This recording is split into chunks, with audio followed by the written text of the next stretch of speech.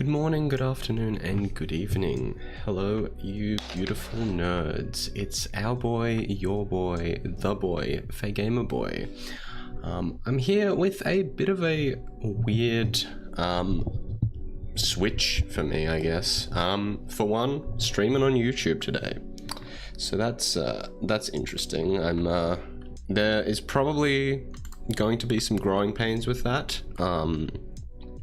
So I apologize for any issues with the stream.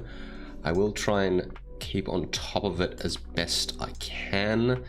But yeah, bear with me.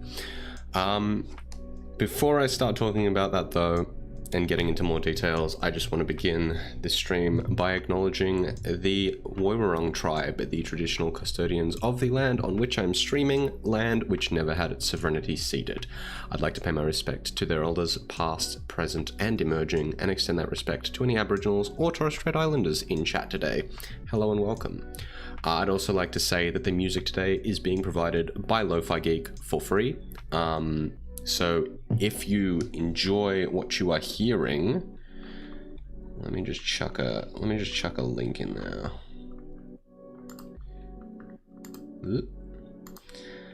I'll find the chat window eventually. There it is.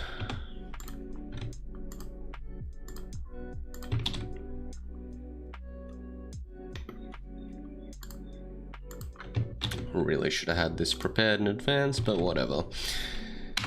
I'm sure you'll live. Give them a follow over there. Lo-Fi Geek are lovely. They provide very nice, very chill streaming music. And I find it very relaxing to play to. And they're definitely worth a follow because they are, yeah, don't expect anything other than a bump for using their music. So can recommend. Alright, so obviously a little different today. As you can see, not playing Deathloop. Had a bit of a weird, I guess, moment of clarity, or not even clarity. One of my friends started playing the Pokemon trading card game online, Pokemon trading card game in general, and I looked back into my account and got hooked, as I have a tendency of doing. This game is, it's a lot of fun.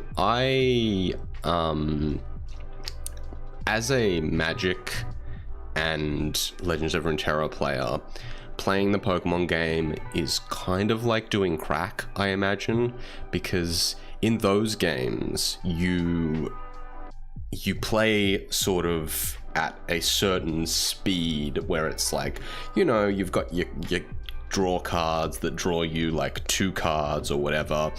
The Pokemon trading card game, you can very easily go through your entire deck every single game. You get access to so much stuff so quickly. It's so fast-paced that it kind of gripped me in terms of what I like about card games. Like, I love that sort of building a sort of Rube Goldberg machine of like parts that all kind of intermingle together, and Pokemon feels very fluid in the way that you can like construct a deck and sort of, you know, every deck has access to 4 copies of a card that discards your hand and draws you 7 new cards just for free, for nothing. Like, it's basically just a draw 6 or draw 5 in most circumstances, and that type of card is normally gated quite substantially in other card games like Runeterra and Magic, which I have experience with, where it's a lot slower.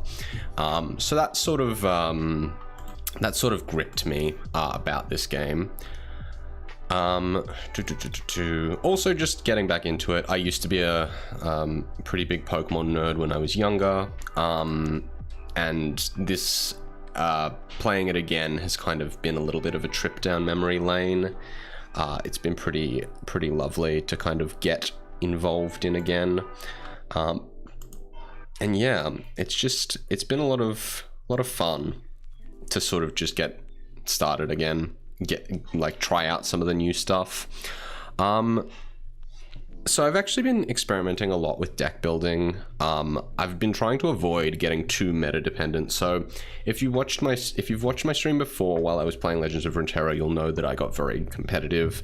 I was very much like on the bleeding edge of the meta and always trying to play the best stuff and whatever. And I really don't want to do that with this game because it is a lot of work and it can very easily burn you out. One moment, music's a little bit low, so I might just pop that up a tick.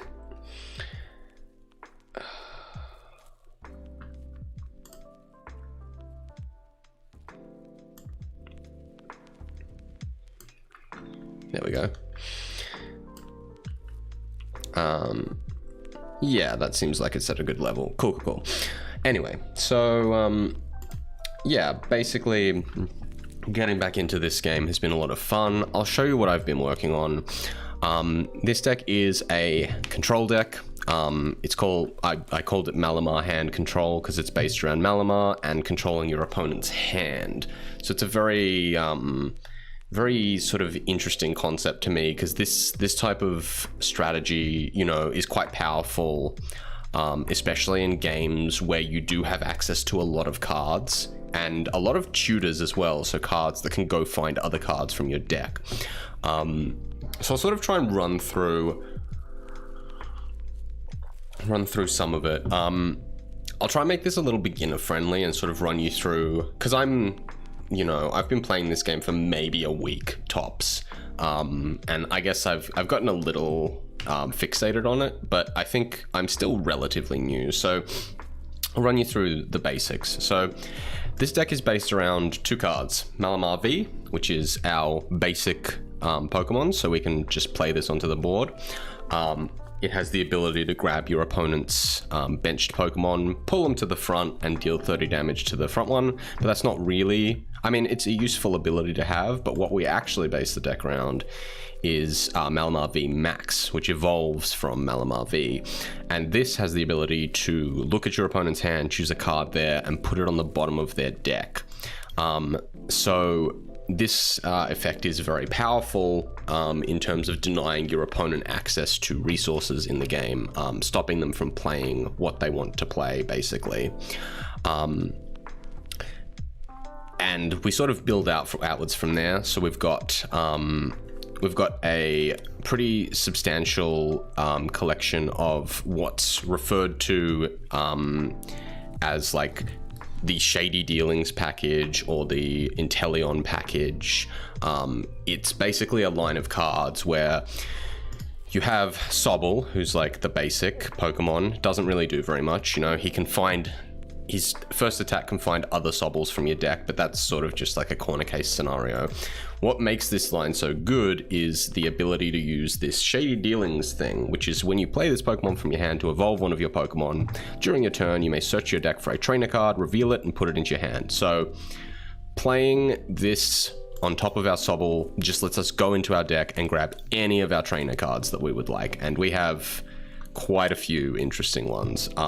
So that's pretty good. The third evolution, Inteleon, does the same thing, but it looks for 2 trainer cards. And we've also got an alternate version of that final form, which is one that has quick shooting, which just lets us ping our opponent's board for 2 damage, or even their active Pokemon. We can just do 2 damage. Damn, Lo-Fi Geek, you're really gonna get much louder now. Sorry, that is definitely too loud. There we go.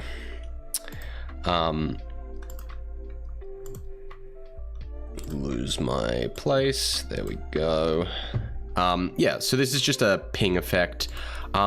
Basically, the way this kind of works out is a lot of the time we don't really need to search for another 2 trainer cards. We can sometimes, and in this deck we kind of want to because we are very heavily based around our trainer cards, which is why I'm running 2 of them. But we also enjoy having access to quick shooting, which can ping our opponent's board down a little bit, sort of make it a bit easier for us to get knockouts and win the game. We are running Crobat, which is a draw support card. Basically, when you play it onto the bench, you can draw cards until you have 6 cards in your hand, and you can only use it once per turn. So you just play this, you draw a bunch of cards, basically. Or you draw up to 6. But a lot of the time we're going to play this when we need to draw a bunch of cards. And this is kind of the core. Now, as I sort of alluded to before, we want to look into our deck for a lot of trainer cards. Actually, just gonna shift this so that there's 3 of the top one and 1 of this one, because we probably actually would like more of the quick shooting. But I won't go into meta analysis of the deck too much. So, you know, we have access to a lot of our trainers. What are we sort of using that access for? Well, we've got a very good disruption tool in Crushing Hammer. You flip a coin. If it's heads, you discard an energy attached to one of your opponent's Pokemon. For those of you who don't know, in Pokemon, you can only play 1 energy per turn. So this basically sets our opponent behind on energy, which is very useful, even though it does require you to flip a coin, so it only works half of the time. We have Energy Search, which just lets us go find a basic energy from our deck. This is just so that if we need to find an energy with Drizzile or Inteleon, we can. Evolution Incense searches our deck for an evolution Pokemon and puts it into our hand. So this is just a tutor for Malamar VMAX, for Drizzile, for Inteleon. We have Fan of Waves. Similar to Crushing Hammer, it puts a special energy from one of our opponent's Pokemon onto the bottom of their deck. So it's a anti-special energy card, and we'll get into special energy in just a moment. Level Ball goes and finds a Pokemon with 90 or less HP. This can grab Sobble and Drizzile, so pretty powerful. In our deck, it basically acts as extra copies of those cards, so very useful. Quick Ball, you discard a card, you go find a basic Pokemon, so this can find our Malamars, our Crobats, and our Sobbles. Again, just super useful. Scoop Up Net is an interesting one. What it does is it scoops up one of your Pokemon and discards attached cards. So in terms of like energy and tools, those are attached cards. But what I didn't first grasp, which I sort of do now, is that evolution cards don't count as attached. So if I play Sobble, Drizzile, Inteleon, and then go find a Scoop Up Net off the Inteleon, I can actually pull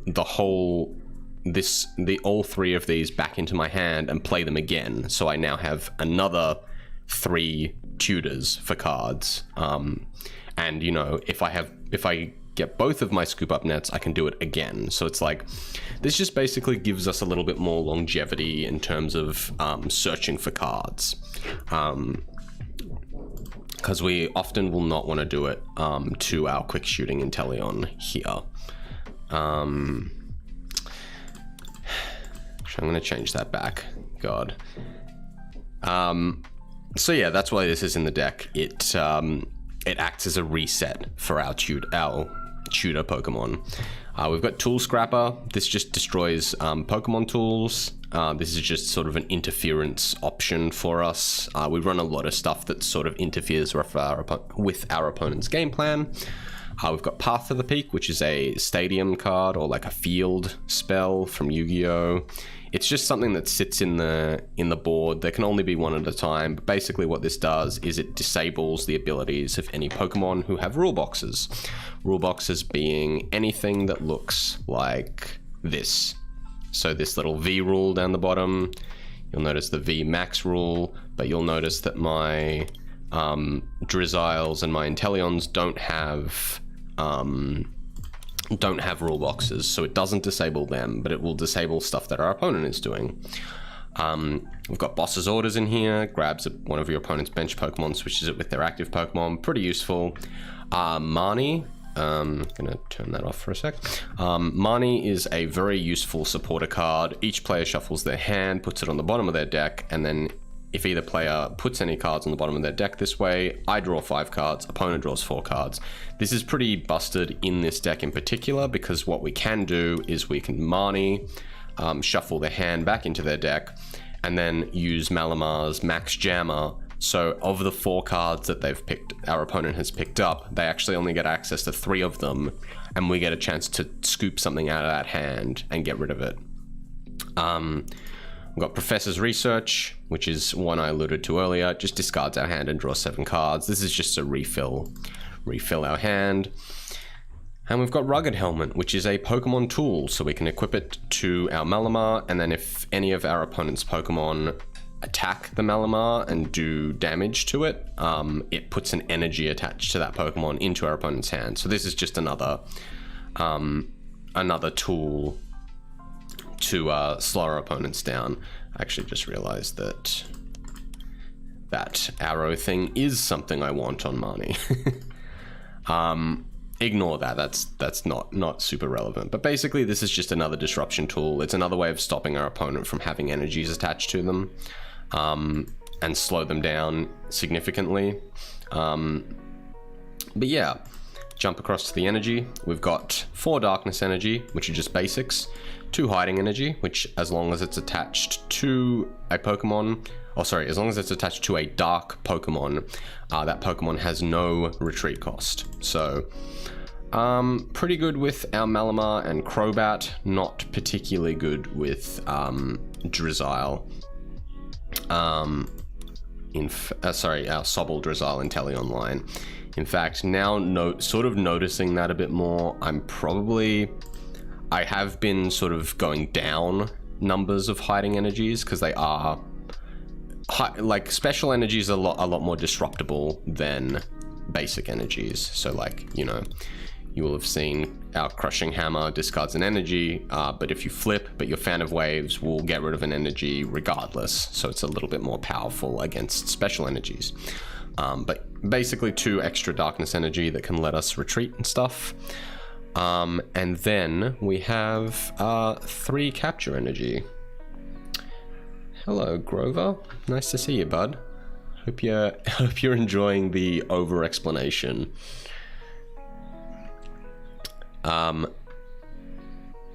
If you are from my Twitch, I don't recognize your name, but if not, welcome. It's good to have you here. Last but not least, we have Capture Energy. It gives a colorless energy to one of our Pokemon, and when we attach it, we can search our deck for a basic Pokemon, put it onto our bench. So just another card that grabs our Sobbles, our Malamar, and potentially, probably not Crobat, because Crobat only works when we play it. It doesn't work when we grab it from our deck and put it onto the bench. But yeah, just a little bit of little bit more of a tutor, a little bit more of some acceleration. And that's it. That's the deck concept. We're still refining. The meta is, and I'll save it just in case. The meta on Pokemon Online is a little bit weird because it's not super, there's not really a ranked ladder per se. Like, you can play games, but there's not really an incentive to like be the best or be the top in the conventional sense that like Hearthstone, Magic, and Legends of Runeterra have. Basically, winning games just gets you like prizes and stuff. It doesn't give you like a rank or something like that, which is what normally drives super competitive players to play. But they are releasing a new client soon, Pokemon trading card game Live, which will have a competitive ladder, which is kind of another reason that I started playing. I definitely appreciate that sort of competitive support, and I'm pretty keen to give it a shot. So yeah, let's play some games. Let's see how we go. Let me just get set up over here, make sure my volume is good. I actually might just drop that slightly and drop this one slightly. There we go. All right, let's play a game. I'll sort of try and walk through what I'm doing. But yeah, it's it's an interesting game to get used to. Also, the avatars are hot garbage, so enjoy that. We'll flip the coin. We win the coin flip. Do we want to go first? Sure, we will go first. All right, interesting start here. We've got our Sobble who we'll use as our active. We ideally want to use Keep Calling, so looking for a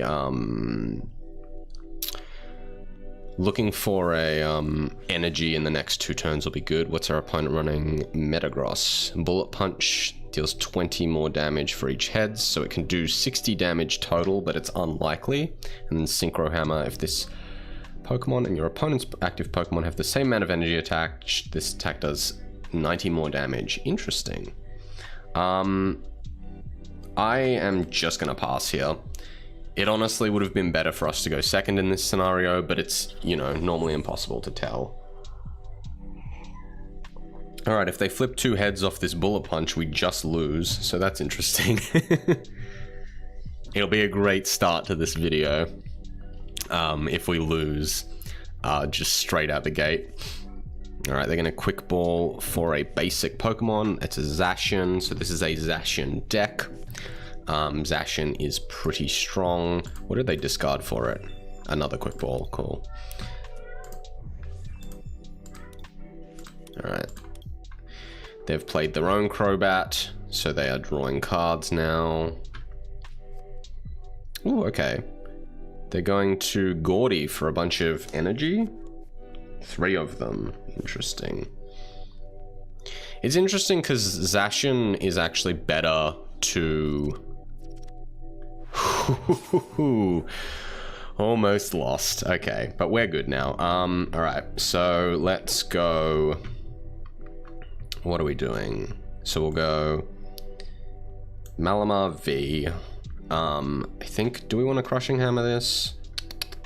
Putting it in the graveyard, in the discard, doesn't actually help us that much because they can grab it back with metal sources. So Crushing Hammers is actually not super useful in this matchup. I guess there's no point in not doing it, since we may as well get them out of our deck. Yeah, let's see. All right, we get a Tails. Another Tails. All right. Not really too torn up about that. We can go grab a trainer card now. And for some reason it's reset the tutorials, which is lots of fun. Yeah, we can't really safely use Sobble's attack there, so we are in a bit of a weird spot. I think what we'll do is just grab our Level Ball and maybe set up another Sobble. Yeah, that seems like the best choice. So let's grab Level Ball. Go find another Sobble. We've only got 3 Sobbles in the deck, so one of them will be in our prizes. Chuck a Sobble on the board. I could Evolution Instance here. I don't need to. Let's just chuck in the Crobat V. Draw some cards. Cool, cool, cool. I'm going to attach Rugged Helmet to our Malamar V. We haven't pulled any energy just yet, which is a little bit spooky. So what we will do is... I think we'll just Marnie here to get... because our opponent has a very big hand. So let's shuffle our cards back into our deck. It also puts any energies that they had in that hand on the bottom of their deck, so it is kind of good for us. All right, we get a Scoop Up Net, which I'm kind of tempted to use now. Do I want this Malamar taking damage? We haven't drawn any energy once again, which I guess means that we wait on the Scoop Up Net. Yeah, I think that's probably good. Yeah, we're just gonna pass here.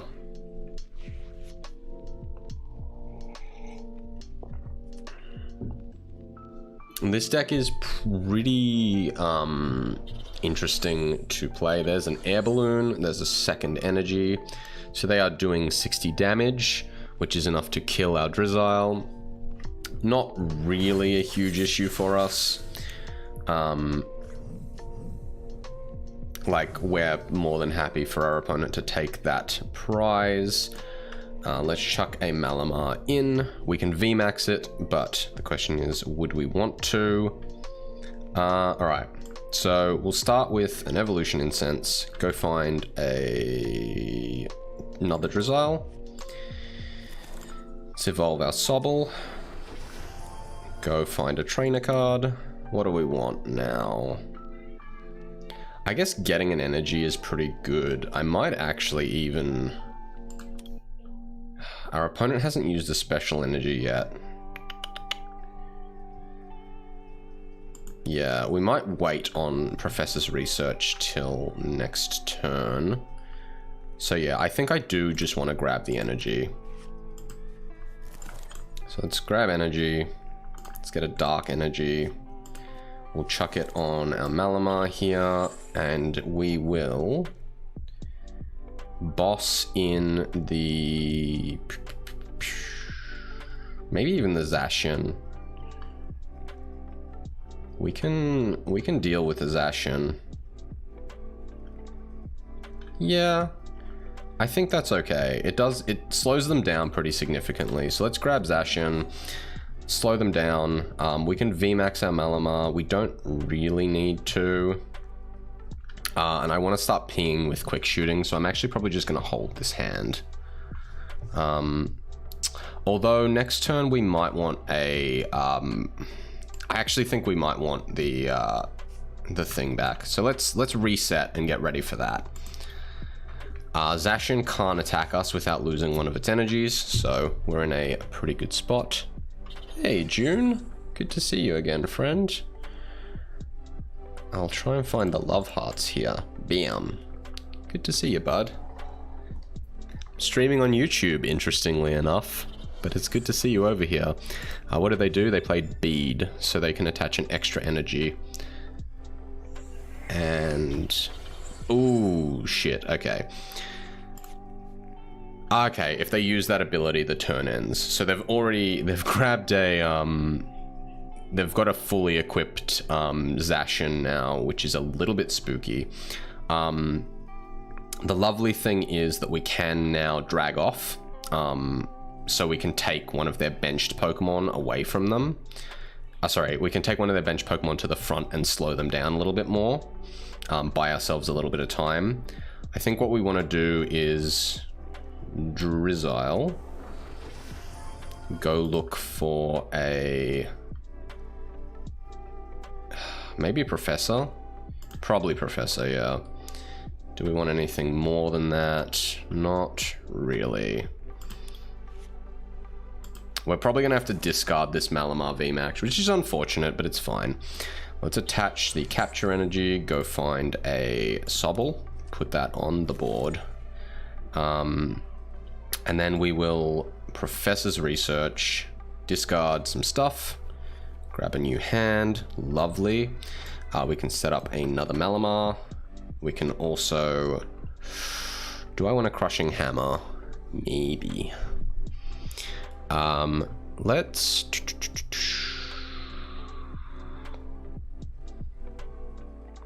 what does Quick Ball get us? Maybe another Sobble? No, we can't get another Sobble. It would just get us another Malamar, so it doesn't really actually help very much. Yeah, let's just Crushing Hammer. Get a Tails again, sure, alright. Well, nothing else we can do now other than drag off the Crobat. And set up for a kill on the Zacian. Hop is going to draw them 3 cards, which is spooky because if they get 1 energy, they can retreat. They can heal their Pokemon. A bit spooky. Playing with real people. Yes. Yeah, this is a real person. We're playing... it's not super competitive, but it's kind of competitive. Alright, so they've got a... this Crystal Cave is actually kind of annoying. It will stop us from using our abilities as effectively because they'll be healing their stuff. Which means we probably want to use Malamar VMAX this turn and kill the Crobat. So what we'll do is we'll use Crushing Hammer, finally get ahead. So we'll grab one off the Metagross so we slow it down a little bit. We'll attach an energy here.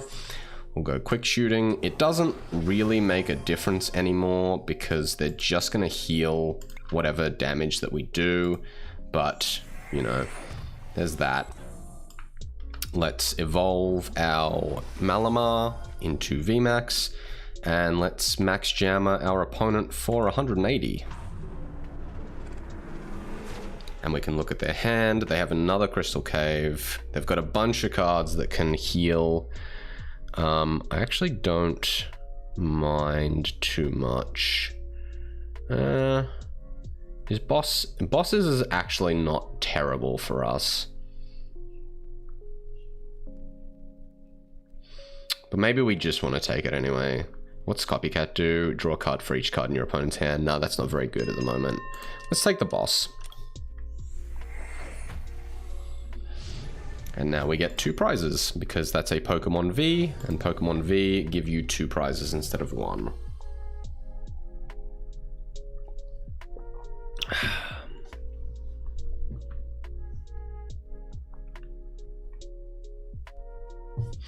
I just realized I'm not wearing the crown. Ooh, okay, they're gonna pull out the Mawile. Search your deck for a Pokemon, reveal it, put it into your hand, and shuffle your deck. Interesting. I assume that they have something to retreat this. Okay, they're just gonna heal the Zacian now. Which is fine. It makes our quick shooting not very good, but if we play our cards right, we can get some good stuff going. Okay, they're gonna equip a Cape of Toughness. That means that we're gonna have to double strike them to kill them. So probably ideal situation for us now is to put 3 prize cards in your hand, then put 3 cards out. Ideal situation for us now is to get another Drizzile going so that we can find a trainer from our deck. We'll grab a Marnie, we'll shuffle their hand back in, and then we'll hand hate them. Crown, always thought it to be a tiara. Yeah, I guess it is a tiara. Like, I don't actually know what the difference. Actually, I think I've had this conversation with someone before, and I think the difference is that a crown goes like up, whereas a tiara kind of sits around your head. I think legally speaking, I'm joking, but legally speaking, it's a circlet. But circlets and tiaras are basically the same thing. All right, they are actually going to go find a friend. So they will grab... Ooh, that's interesting. They actually won't get to keep that because we're just going to drop it out of their hand. But, you know, interesting play from our opponent regardless. Let's play a Sobble, play a Hiding Energy here. Quick balls aren't super helpful for us. We're just gonna quick shooting. It doesn't really matter where we take the ping because they're not gonna do anything. But what we will do is we'll max jam, kill the Mawile, and we're gonna get rid of that Zamazenta? Yeah. So Zamazenta can't take damage from VMAX Pokemon, so it'll stop us from using our Malamar. Ooh, Path to the Peak is exactly what we want to see here. So they might be able to kill our Malamar with this Zacian. It's unlikely, but they might. But we can slow them down with this Path to the Peak, which will be pretty spicy. All right, they're just going to attach to the Metagross, I guess. Yeah.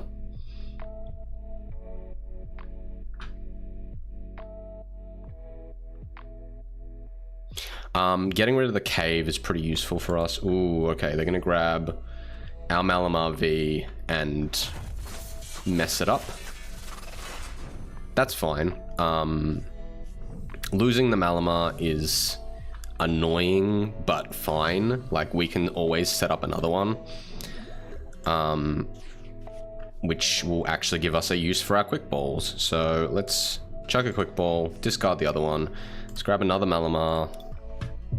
Get that set up on the bench.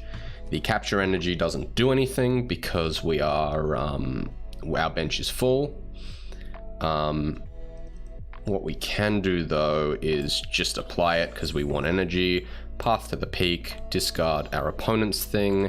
We're going to quick shooting their back line because this front one is going to take 2 attacks regardless. And then we will play Marnie. So our opponent's hand goes to the bottom of their deck and they get 4 cards.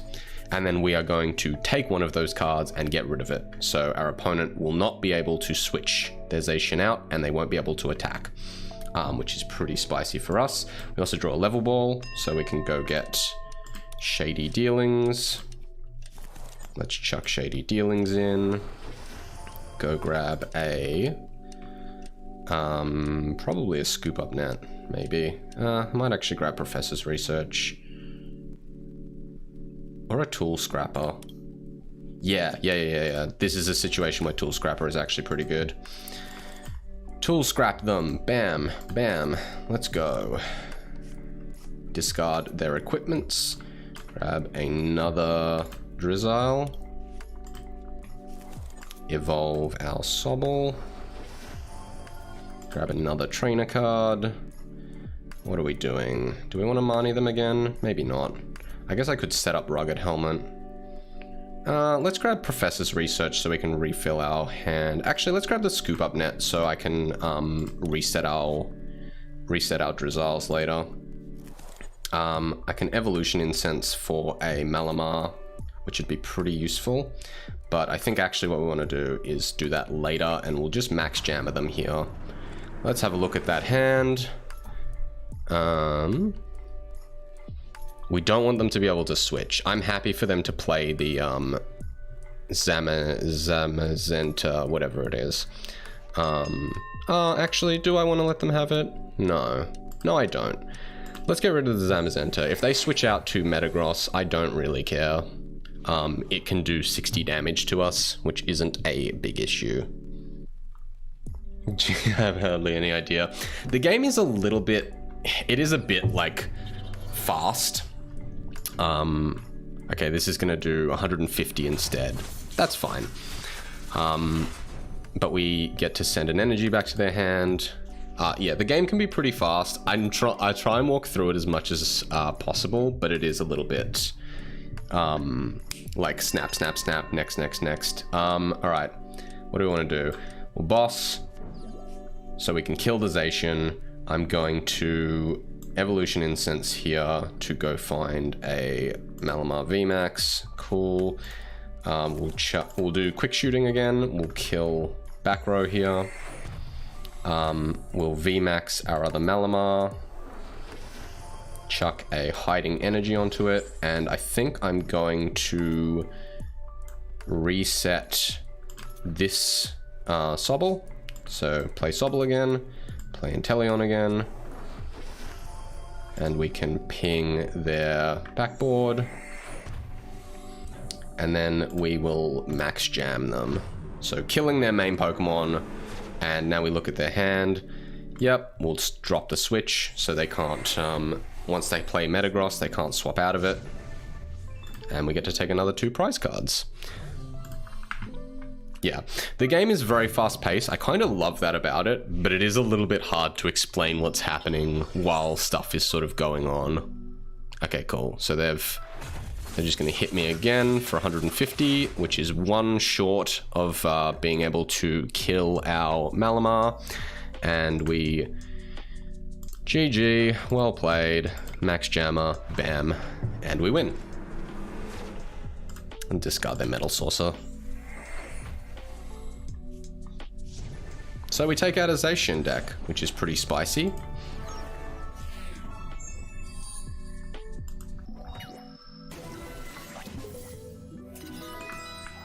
So yeah, the game is very quick because Malamar is wrecking their hand and their board.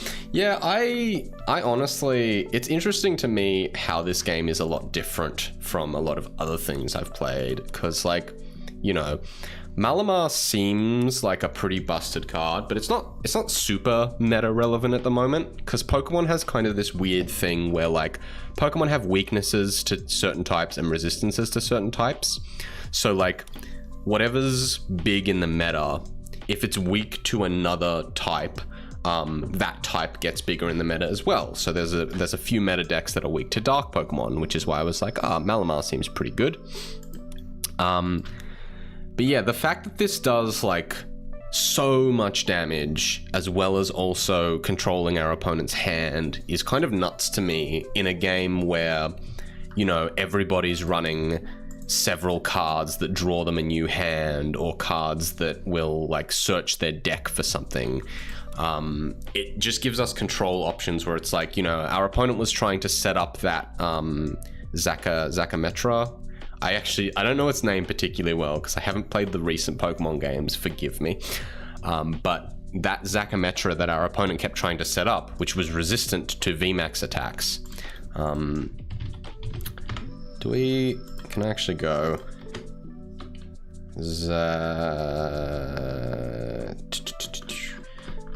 I think these will be alphabetical. They will. There it is. They were trying to set this thing up, which prevents all damage done by a VMAX Pokemon. So basically, they would have shut down our Malamar VMAX. We would have had to get it out of the active spot and try and kill them with Zamazenta. There you go. Thank you, June. We would have had to try and kill their main Pokemon with regular Malamar V rather than VMAX. But they couldn't get it set up because every time they drew it, we were just getting rid of it. And they would have had to basically top deck into it in order to beat our deck. Which sort of... it did a lot of work, Malamar. And I'm a big fan of this deck. Especially, it's weird for me because I normally don't vibe hand hate decks. Or decks that restrict your opponent's options and force them to play certain ways, or like, you know, stuff that'll take your opponent out of the game by basically denying them all options. But like in Pokemon, I kind of love it. Like, it's so powerful in like the kind of space that the meta is in at the moment, where it's like everything is tutorable, everything is drawable. Because, like, you know, we're running Sobble, Drizzile, and Inteleon, which, you know, whenever we evolve into Drizzile, we get to search our deck for a trainer. Whenever we evolve into Inteleon, we get to search our deck for 2 trainers. Or we can play this one, which lets us ping our opponent's board. These are all pretty common cards to see. And just being able to tutor basically every turn is like... And being able to shut that down and force your opponent to discard something or put it on the bottom of their deck is pretty spicy. It's pretty interesting. I've had a good time with it. This deck might not be the most powerful in the meta, but it's definitely got legs, and I feel like it's kind of a little underplayed. Let's go into our next match. So we've got Ryu is our opponent. Do we want to go first? No, actually I don't. In case we draw Sobble. We did not draw Sobble, but that's okay. Let's go Malamar to the bench. No reason to play our other Malamar yet, because they can't attack us yet. We've got no Shifu deck. So they are strong. No, they're not strong against us. Alright, they're gonna go get their Sobble. Play their Sobble. Energy Search. Get set up to attack us, which is fine. I'm gonna try and drag them off next turn. I think Path to the Peak doesn't do very much for us, so let's set up on the bench with a Malamar. We'll chuck a Capture Energy on our main Malamar, which lets us go find a Sobble and put it onto our bench, which sets us up for next turn. Do I Path here? I think we save our Path to the Peak one more turn, at least. This thing's going to get to slap us for an amount of damage, maybe even 150.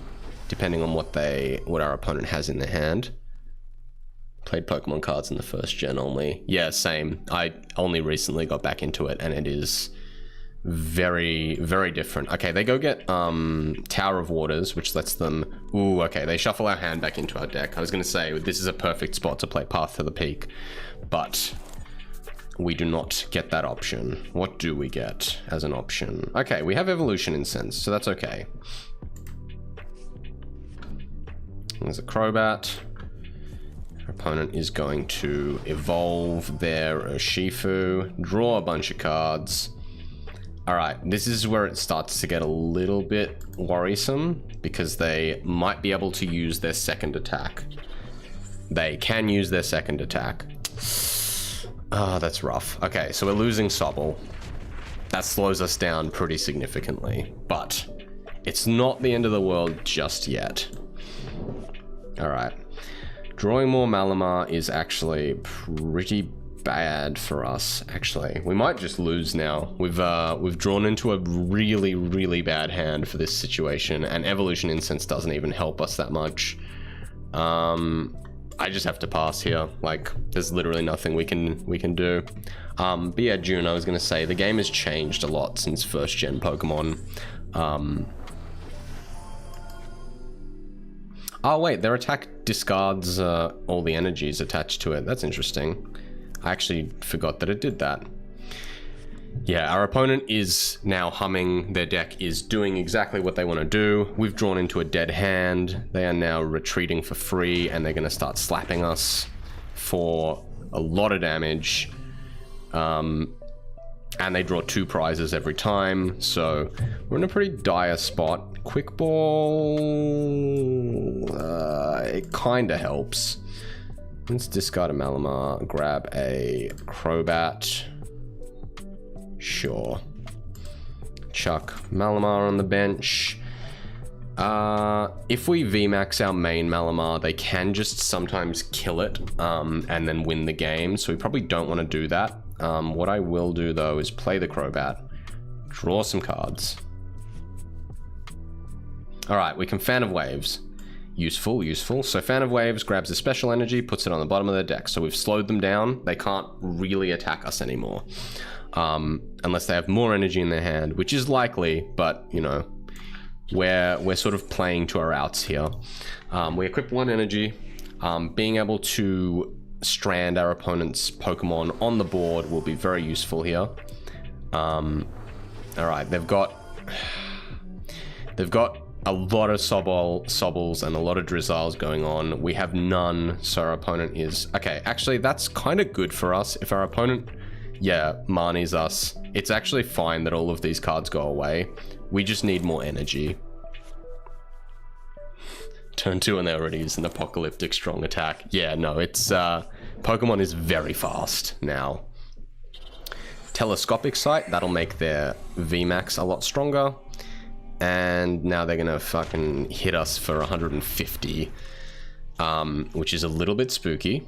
But we have options now. We're in a little bit of a better spot. We are mostly fucked, but there is a chance. So their retreat of their Rapid Strike Pokemon is free at the moment. So we can grab one of their Drizzles to try and slow them down. What we do also want to do here is go... So we'll go Level Ball, we'll grab a Sobble, we'll try and set up our board a little bit, play Sobble, play Crushing Hammer. It's a Tails, that's unfortunate. We'll chuck on another Darkness Energy so we can slow them down, and the question is, do I want a Marnie here? The answer is probably not. I might actually just wait. So we'll grab... I guess maybe even the Crobat might be okay, since they can't retreat that unless they attach an energy to it. This will slow them down a little bit, so now they need to have something to switch it out with, and they drew a switch, so I guess that's a little annoying. And they win. So yeah, they knock out our back Pokemon as well. Unfortunately, you know, I think we did kind of get like creamed there. We barely did anything, and that's kind of luck of the draw. Like when we drew into that bad hand, it was kind of like that deck.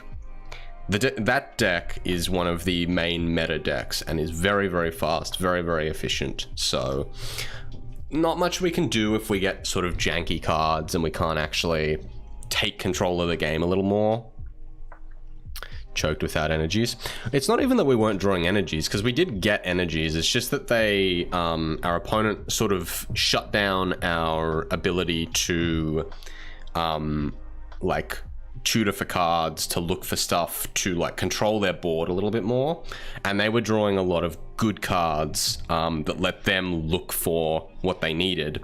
And it was like, you know, we were just off to a slow start and they weren't. And I think that's sort of what it comes down to is, you know, we when we drew into that hand of like all Malamars and Malamar VMAXs, we were it was sort of the fact that we had to pass a turn without even really doing anything is kind of a death knell, especially since our opponent can just like jump on top of us, start doing damage to our front Pokemon, start doing damage to our board.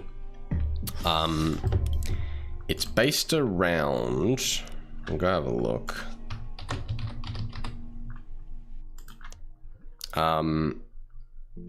It's based around this one. So discard all energies. This attack does 120 damage to 2 of your opponent's Pokemon. Yeah, when we get hit by that, we are sort of a little bit stuffed. Like, unless we're already set up, our opponent is going to have a very easy time taking out our board. Especially because we set up our Sobbles so slowly, they were able to like snipe them off our board and just shut down our ability to react to what they were doing. It can go like that. Again, like, I'm not super torn up about losing that game. I feel like we did the best that we could given the scenario, and that's just how the game goes sometimes.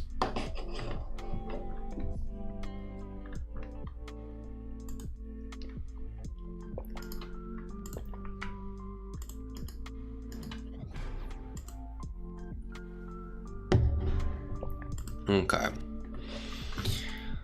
Playing against Dodsworth fam. Let's see. We lose the coin flip, so our opponent gets to choose whether they want to go first or second. I think they just chose first. We have to mulligan. Our opponent also has to mulligan, so they don't get to look at our hand, which is nice. Cool. Oh, sorry, we do get to look at their hand. So they're playing grass energy. Yeah, cool. And yeah, we had to mulligan once as well. This doesn't really show our opponent much about our deck though, so that's nice. I think...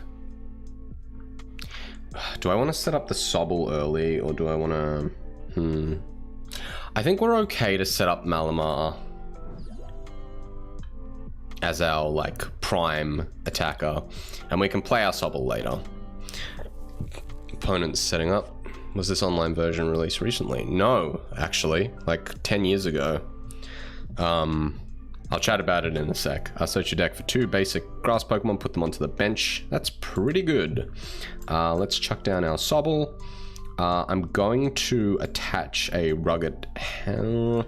We don't need to attach the rugged helmet yet. I might... Path to the Peak doesn't do much for us. Neither does the level ball. I don't think they're going to be able to attack next turn, so that's fine. I think we just slow roll here. Also note that they let us go first there. Ooh, big charm. Great Ball looks at the top 7 cards of their deck, and then they can pick one of them, put it into their hand. Ooh, okay, they play a Stadium. Once during each play's turn, they play may search their deck for an evolution grass Pokemon, reveal it, put it into their hand, and shuffle their deck. They're going to take Decidueye. Prevents all damage by V and VMAX Pokemon. Interesting. That's a problem for us, but, you know.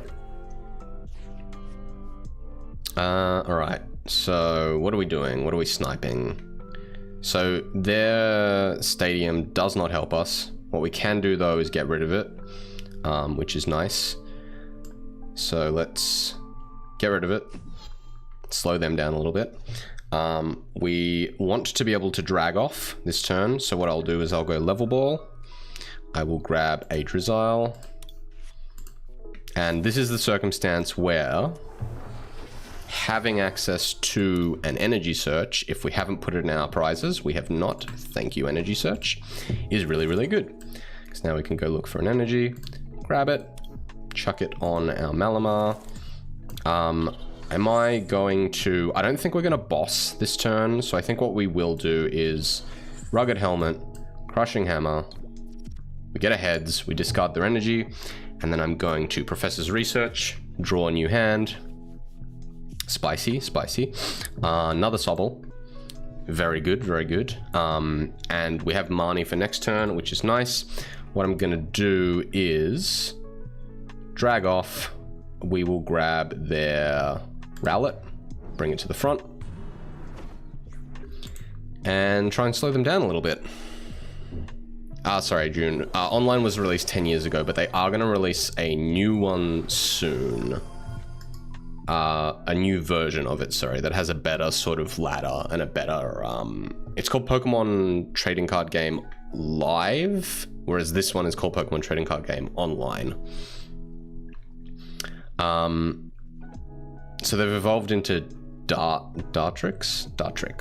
So we want to try and kill this Dartrix next turn, which we'll see if we can do. They're gonna Razor Leaf us, I guess. Cool. Oh shit! I forgot that we're weak to grass, so this is actually pretty good for them. We have quick shooting. That's nice.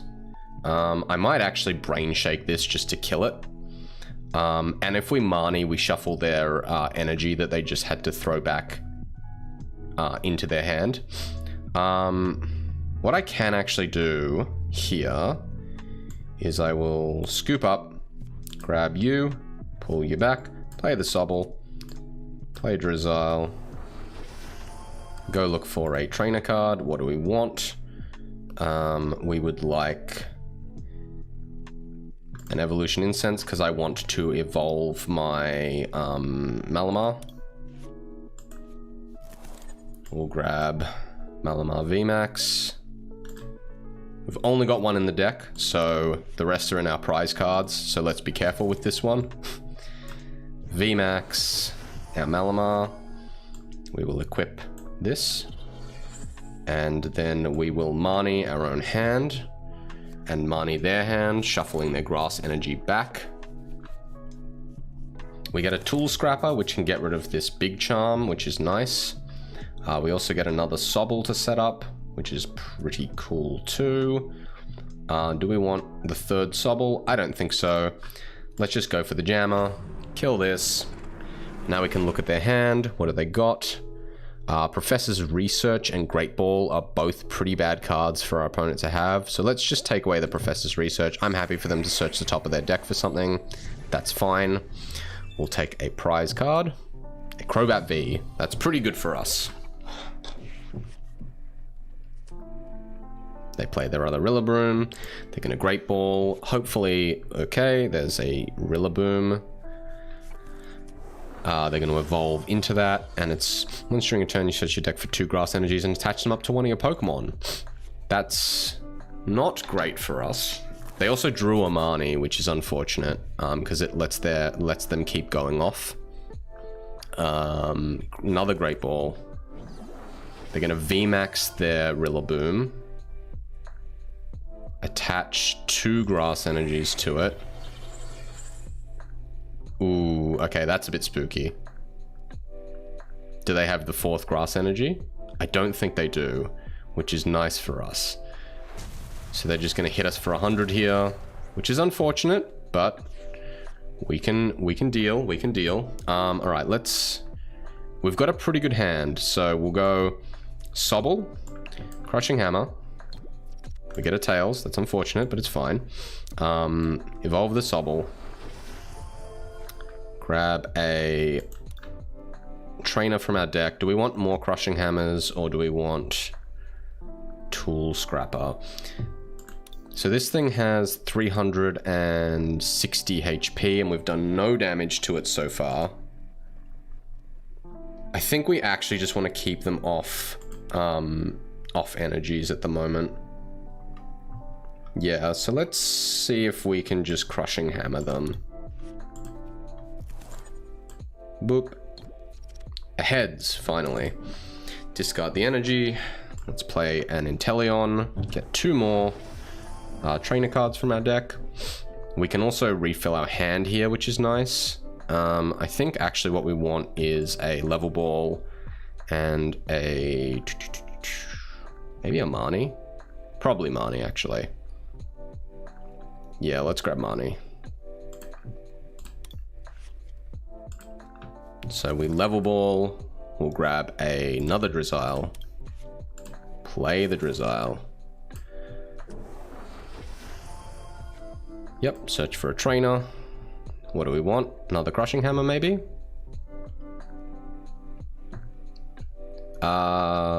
We don't really care about their tools just yet, so no Tool Scrapper.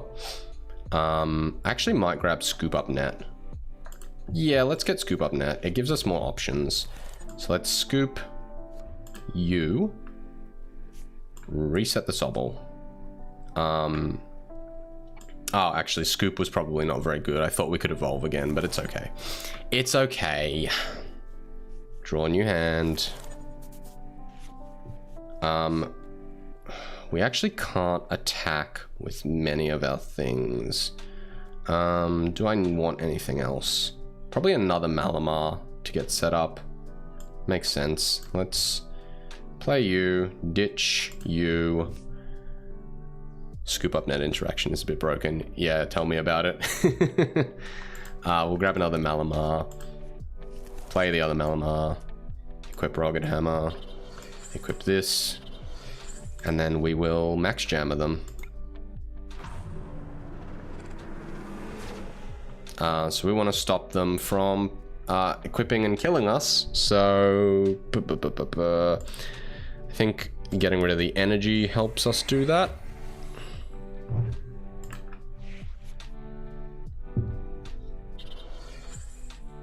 They drew another one anyway. Okay, this is about to get very rough. Especially since we don't have, I think in this circumstance, like, you know, us being weak to grass is pretty annoying. Because, yeah, they are just going to get to, like, slam us for 360 here. Which is unfortunate. Alright.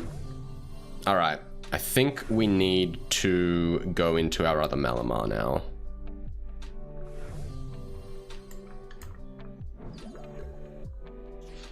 Yeah, Scoop Up is very spicy. Alright, we draw a Capture Energy. That's kind of nice. Let's grab the other Malamar out of our deck. Put it on our board.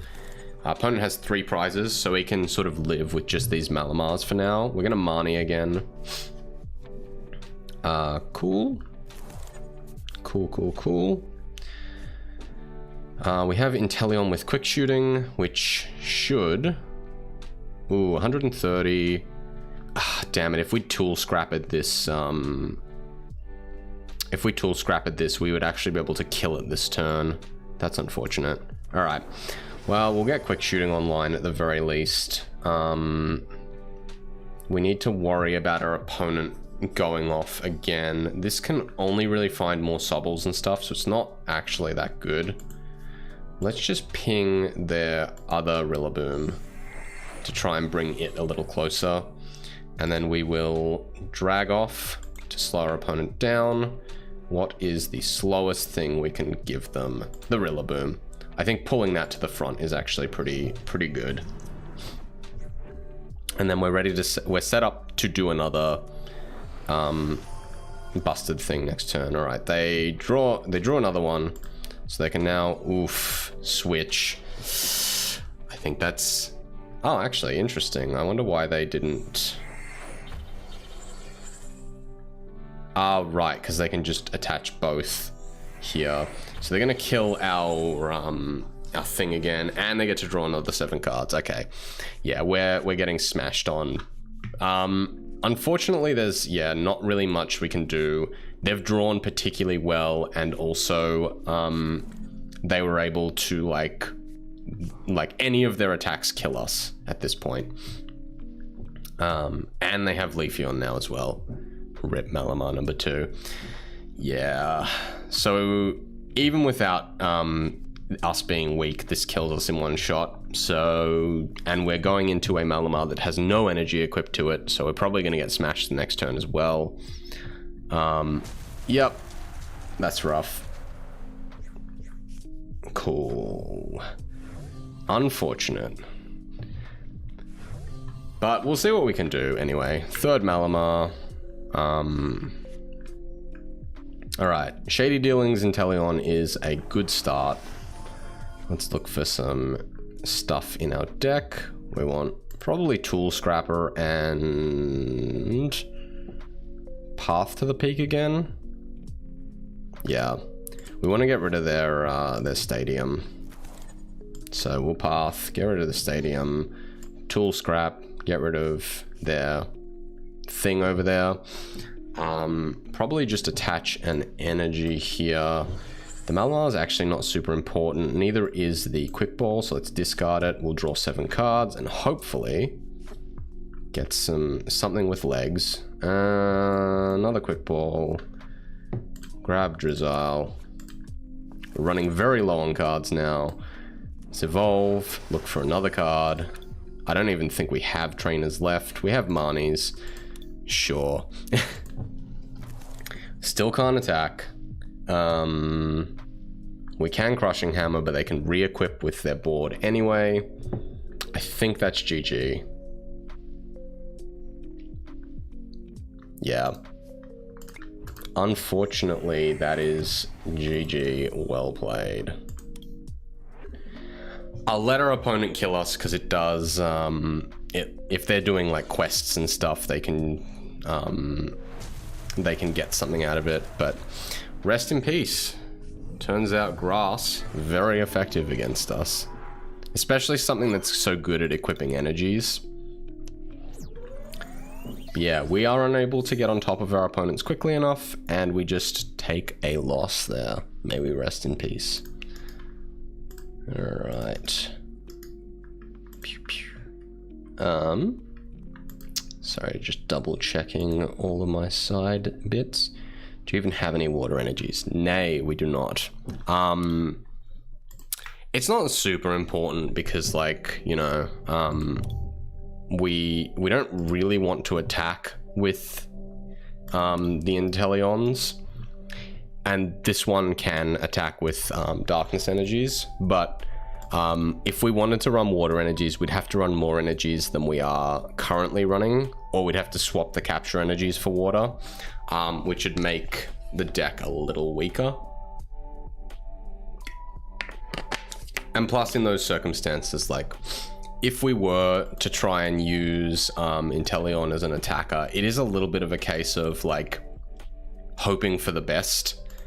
And it's not really a situation that we want to, I think, play to. It is a good backup, but, like, I don't think it's worth... I think it dilutes the deck too much to play water energies in it. Again, like, there are certain circumstances where it would be helpful, but I think, yeah, it's just... the deck is pretty packed as is. Opponent is calling the coin flip. Do I want to go first? No, I don't. I actually would rather go second. Okay. We get a Sobble, we get a Malamar. I think we just get set up as quickly and easily as we can. Being able to use Sobble's Keep Calling would be nice, but since we didn't draw an energy for it, we are sort of a little bit trapped here. Let's see what our opponent has. All right, they're just going to put an air balloon on that. And this Oranguru lets our opponent switch a card from their hand with one on the top of their library. So this is actually kind of annoying for our deck, since they can put cards away and stop us from interfering with them. We do draw an energy, which is it's unfortunate that we didn't draw that sooner, but I think the play is still Sobble, capture, another Sobble, let's go. Level Ball next turn, Rugged Helmet. They're not going to attack us, so probably next turn as well. I might actually just equip it. I don't think there's any reason not to here.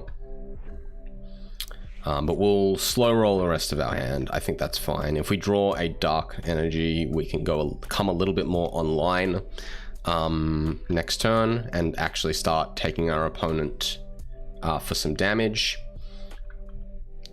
They are very likely going to develop something on the board. They do have to worry about us dragging it, but I think in this circumstance it doesn't really matter. They just want, you know, they attached an air balloon to their Oranguru, meaning that, you know, they want to be able to retreat it anyway, so us dragging it away is not too much of an issue for them, I don't think. There's a Zacian. They're going to use Intrepid Sword, hopefully hit. Jesus Christ. Alright, I guess they could put energy at the top, so I guess that is kind of expected. We can deal with Zacian. The thing is, though, how are we going to do this? So we'll go Drizzile first. Evolve. Go get another Drizzile. Yep. With the level ball. Grab this Drizzile. That's the last Drizzile in our deck, actually. So 2 of them are in the prizes, which is unfortunate. Grab another trainer. What do we want to get? Do we want the Crushing Hammer? Probably not. We might actually want the Crushing Hammer. I think Path to the Peak does slow them down quite a bit.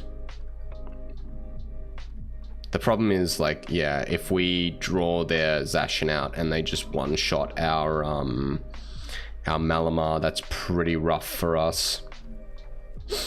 Maybe we just Crushing Hammer them. That actually doesn't seem too bad. We can sort of slow them down a little bit. So let's... Ugh. Rough. Okay. So, yeah, we're sort of relying on the gods to help us here. They can just retreat next turn. I guess evolving this does at least stop them from killing us. So I think we have to do that. Yeah. Yeah, I think we do. Let's actually make sure that we have stuff for next turn going on in our hand. And then, yeah, we can only retreat. So we just have to wait another turn.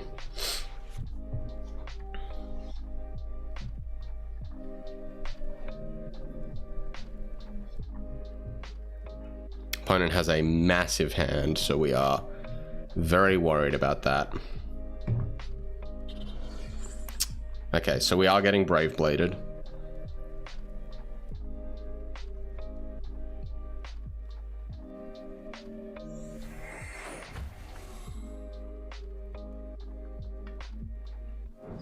Yep. To be expected. We need to jam them this turn, I feel like. Amani would be a great top deck. Or a... Basically anything to stop this. We don't really care about the cape there. We're going to kill them in 2 turns anyway. They Crobat, which is a bit rough. Get to draw a card. So they've got a full hand. I think we need an energy for this to get it going, to at least threaten to kill Zacian. They're going to discard their hand. Okay. Okay, we see a Crystal Cave in there, which means that they now do not have access to that. Discard another Professor. They're going to grab another Zacian, start getting that set up on the board. If they can't use this ability, though, yet. Alright, there's the Brave Blade. Take 230. Very rough. And they send an energy back to their hand. Alright. Crobat is actually a pretty good start here. So let's... are we grabbing Marnie? No, I think we need the energy. Yeah. To control their hand at this point. We have the energy search. Let's go get it. Bada bing. Bada boom. And equip. Gonna play a Crobat. Draw until we have 6 in hand. That is a... It's not a whiff, because we did draw another Inteleon. Search for 2 trainers. We haven't played a supporter this turn just yet, so we can actually Mani them and try and get control of their hand. So let's grab Mani and another Crushing Hammer, I guess. Yep, seems good.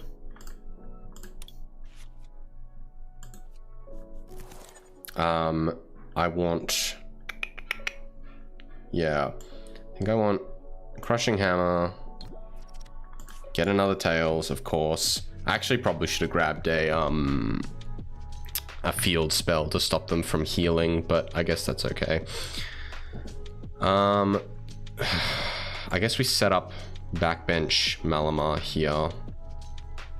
Do we want to Mani just yet? We can't evolve this Drizzile, so I think now is probably the time to Mani. I might discard the Fana Waves, go find another Sobble, and get that set up so that we're good to go for next turn, potentially. We'll shuffle. There's a path to the peak, so we slow down their Zacians, which is nice. We do not get punished. I could scoop up the Inteleon, but since we can't evolve this turn, it's not really worth it. So I think what I'm going to do is just Jammer their Zacian and try and deny them stuff out of their hand. Alright, they have an energy. They have Tool Scrapper. We don't really care about Tool Scrapper. Do we care about Switch? Also not really. We probably actually just care most about the energy here. So let's put that on the bottom of their deck. Try and deny them the ability to use energies. Scoop up next turn is going to be busted because we are going to be able to evolve our Drizzile and our Sobble from the cards that we pick up. So hopefully our opponent did not draw a Mani. They will be able to switch this, so we won't be able to KO this turn unless we go look for a boss, which we might actually do. Opponent doesn't have a way to stop Path to the Peak, so they can't even use their Intrepid Swords at the moment, which is lovely. Okay, they're going to put something back in their deck. Hopefully what they pulled is not a Stadium.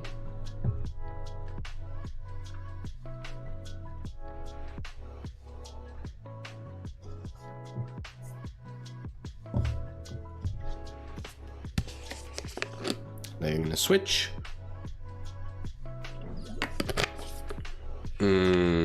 That's spooky. So if they have another energy now, this Zacian will be able to attack. Okay, they're going to Tool Scrap us. That's fine. I don't really care.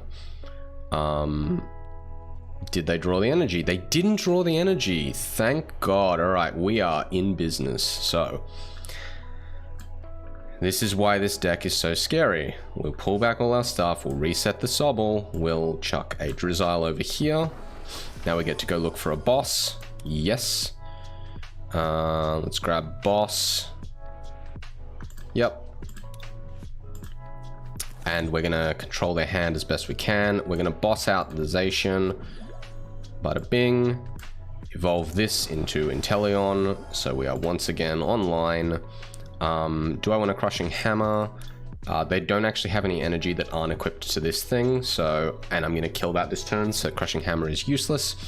Do they have any equipment? They do. They have the 2 things. So actually, Tool Scrapper might be okay. And then maybe we just grab... Professors is not super good here. Maybe we just grab Evolution Incense to set up our second Malamar. Yeah, I think that's fine. So let's Tool Scrap them. Bam. Bam.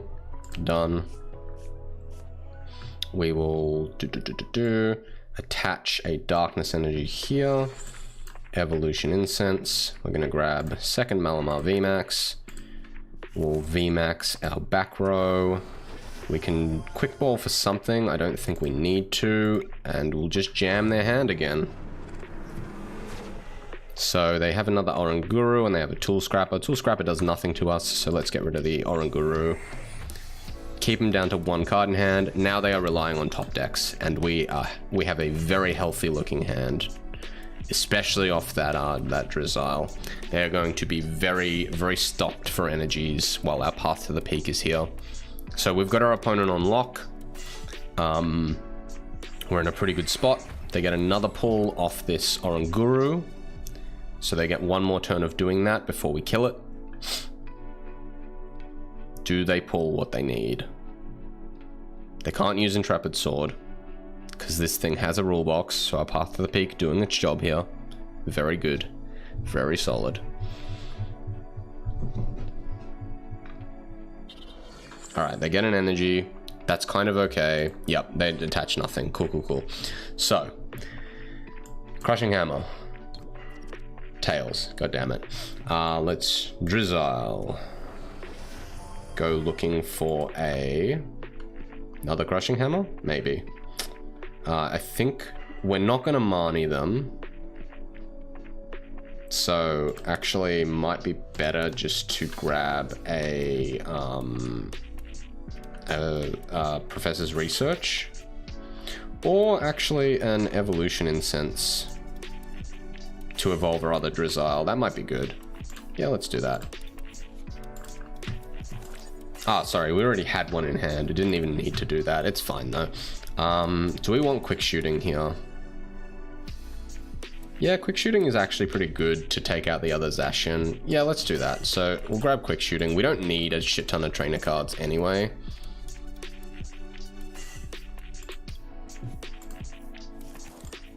So, only one of our Drizziles can evolve, so we'll hold off on the one in our hand for a sec. We're going to ping backboard for 1. Oh, sorry, for 2. We're not going to Marnie them again. We don't need to Quick Ball. We don't need to Evolution Incense. It would be nice to have more energy, but it's fine. Let's just Max Jammer. Kill that. We'll get rid of the card in their hand. So they are now on a 0 card hand, and we get another prize card. Another Marnie. Not going to use that while they have 0 cards in hand, but whatever. So now they have to worry about if they put out the Zacian, we can ping it again for another 20 and then one-shot it.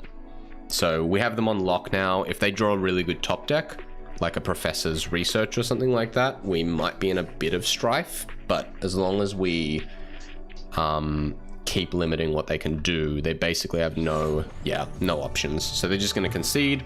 I don't think that was 100% a loss for them. They could have still killed our Malamar if they sort of set up, but our opponent has let us have the win there, which is nice. And so we sort of see the deck function a little bit more as it should, in a sort of better situation. This actually might be a good point to have a look at the deck and sort of see what's working, what's not working. What do we think? So,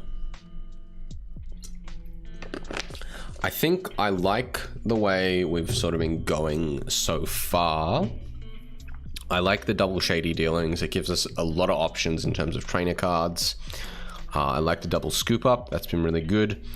Level balls are nice. Just gets us our Sopples and Drizziles. The Fan of Waves has been a bit weak, but I guess it's only really in there for the Urshifu decks. Love a bit of Crushing Hammer. Tool Scrap has been up and down, but there are circumstances where we can use it, so I'm happy to run it as a one-of. Did you create this deck from scratch? 50-50. Like, I created it from... I sort of started by looking at a few different Malamar decks that people had made before, but since there was a rotation recently, a lot of them were running cards that aren't in the meta anymore or aren't legal in Standard. So I sort of messed around with it myself. So this final list is different from... It's individual in the way that, like, you know, I don't think any of the other ones are running Rugged Helmet, for example. Like, the numbers of cards are different and sort of specific to what I want to do. So I guess kind of, yeah. Like, I did look at a few decks to see what people were running, but at the end of the day, most of it is pretty much mine. I'm going to drop the hiding energies. I actually don't think they help us very much, since we're not really hoping to run that level of like equipping stuff. Since most of our stuff can escape for 1 energy anyway, so I don't think the hiding energies are actually very good. And we often don't want to retreat Malamar, which is all good. So yeah, it's a pretty custom deck. Like, this is just what I thought would be strong, jammed into one deck. Yeah, I think the deck is good the way it is. Let's get rid of the stars on a few of these, and just keep playing some more games. What time is it? Okay, not too bad. Still chugging along. I'm interested to see how YouTube puts all this together after I finish streaming, because I know I'm very intimately familiar with Twitch, but doing it on YouTube is a bit of a weird, different one for me. The whole deck revolves on Malamar. Yeah, basically, I looked at some cards, I saw Malamar, and I was like, well, this seems busted. How do I make this the most powerful it can be? And it was like, you know, Sobble, Drizzile, Inteleon is a pretty big thing in the meta. Like, a lot of different decks are running this just for the trainer search out effect. So that was a pretty easy one for me to put in there. But the denial of resources and the denial of hand cards is pretty intensely focused on Malamar. Like, it is also, like, Malamar just doing 180 damage is pretty powerful, because 180 is a lot. Like, it can two hit kill a lot of different things. I did also consider running, it's not a thing. I considered running, boop, boop, boop. Where is she? She might not even have her. There's a trainer that lets you discard a card from your opponent's hand, but I think it's this one. Yeah, Olena. Play this card only if you discard 2 other cards. Your opponent reveals their hand. Put a trainer you find there on the bottom of their deck. But this is obviously not as good as Malamar because it's only a trainer card, so it's a little bit more limited, and I feel like it's overkill in this deck.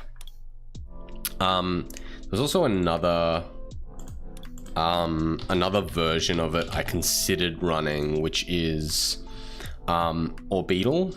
I've already got 4 of those, so I don't need it anymore.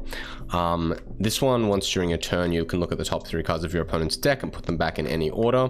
So basically, this would be like a lockout kind of strategy. It would be like grab or like evolve into Orbeetle, deny my opponent's hand any choices, and then also deny them top of the deck. So stop them from drawing into cards that they might need. I think it's a bit clunky in that circumstance because we're already running 20 Pokemon, which is a pretty high number of Pokemon. And I think it's just a bit too slow. But I did consider a deck that sort of revolved a little bit more around Orbeetle. And I might actually build a deck that is Orbeetle focused, so it will use Orbeetles to slow my opponent down, and then probably run some grass Pokemon, which I might actually do at at the end of the stream. I was actually going to open some packs, so if I find some good stuff out of these ones, I'll probably try and build a deck around that kind of stuff. But for now, I will probably just stick to what we've got. I also noticed that I can buy another pack, so I'm probably going to, because I've got 200 coins. Let's grab this one. Yeah. Sorry, let me just grab my chat window. You're invited now? Oh, do you mean interested? Oh, invested. Yeah, I could play a different deck. Yeah, let's do something different, actually. I'm more than happy to try something else. So, what else have we got? There's This is the first deck I sort of learnt. Nah, you're all good. You're all good, June. I got there in the end. I've got an Inteleon deck, which is, you know, runs a similar amount of the Inteleon package, but it also uses Inteleon V and Inteleon VMAX as its like main attackers. So this is like Hydro Snipe. You can send an energy back to your opponent's hand, and the max bullet does 160 damage, and it does 60 damage to one of your opponent's benched Pokemon, which is pretty strong. And then this deck also has another little combo in it, which is Frostmoth, which lets us equip as many water energies as we like during our turn to one of our benched Pokemon. This is a little bit more straightforward, I guess. It's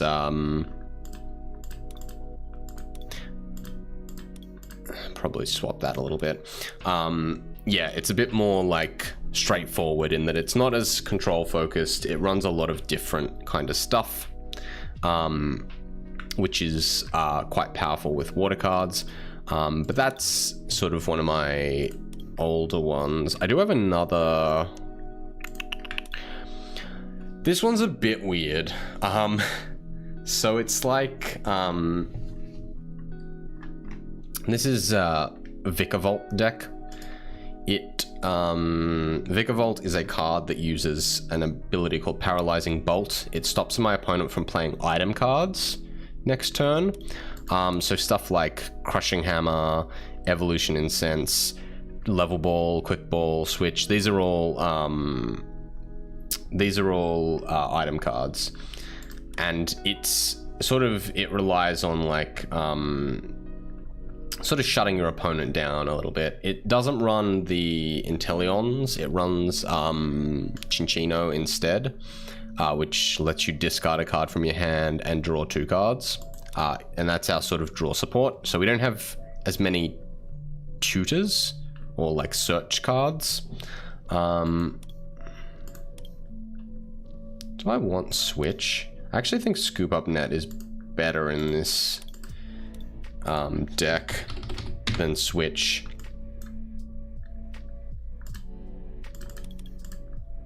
Yeah, we'll run 2 of those. Maybe we'll run another Evolution Incense. Probably actually, yeah, an Evolution Incense, why not? This deck is also very sort of denial focused. And then I have a kind of, I guess, it's a bit of a meme deck. It's Wishy Washy, which is this Pokemon that has 30 HP, but if you can get 3 water energies on it, it has another 150 HP.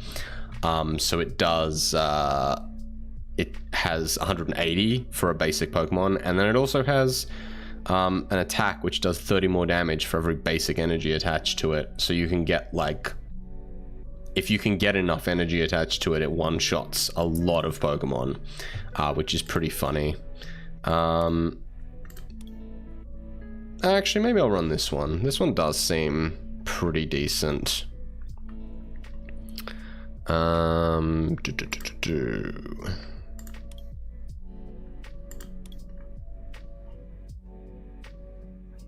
Yeah, this one's got the Drizziles and the Inteleon and stuff in it as well. But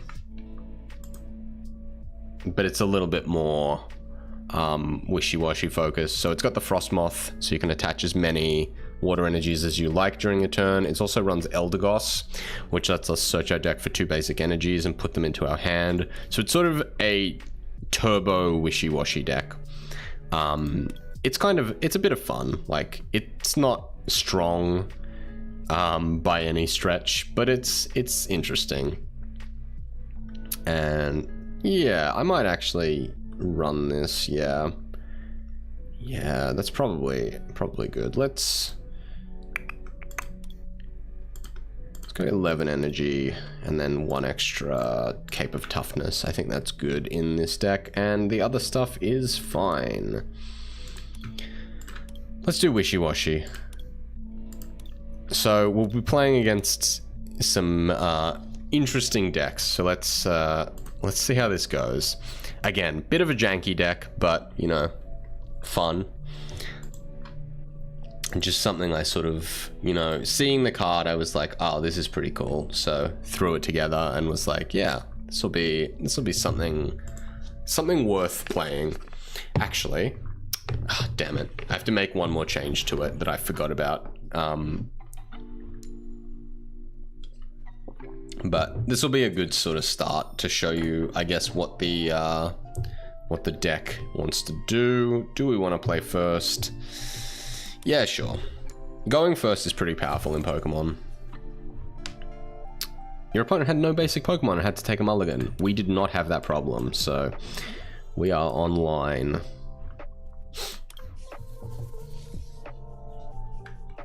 Every time our opponent has to mulligan, we get to draw an extra card. So our opponent had to take 1 mulligan. They are a Psychic deck.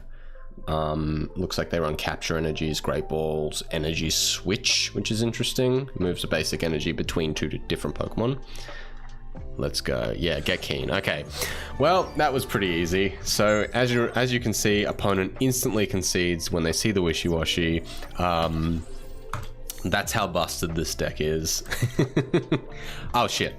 All right.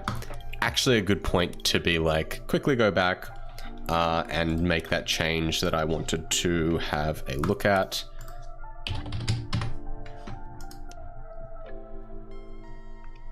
Nessa is actually pretty good in this deck because what she can do is she can grab water Pokemon and water energy from our discard pile and put them into our hand, which is pretty good given that we run a pretty slim supporter line.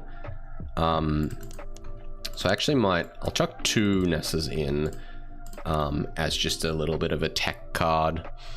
And maybe we'll go down 1 Recycler. Do I want to drop a Professor? I don't love...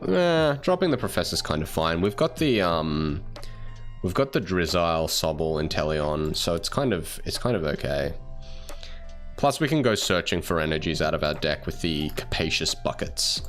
In fact, I might actually go up a Capacious Bucket, down a Water Energy now that we've got Nessa in the deck as well to get Water Energy from our discard pile. Yeah. That was just a little change I wanted to make. Busted like that. Yeah, people see Wishy-Washy and they're like, nope, not playing against that.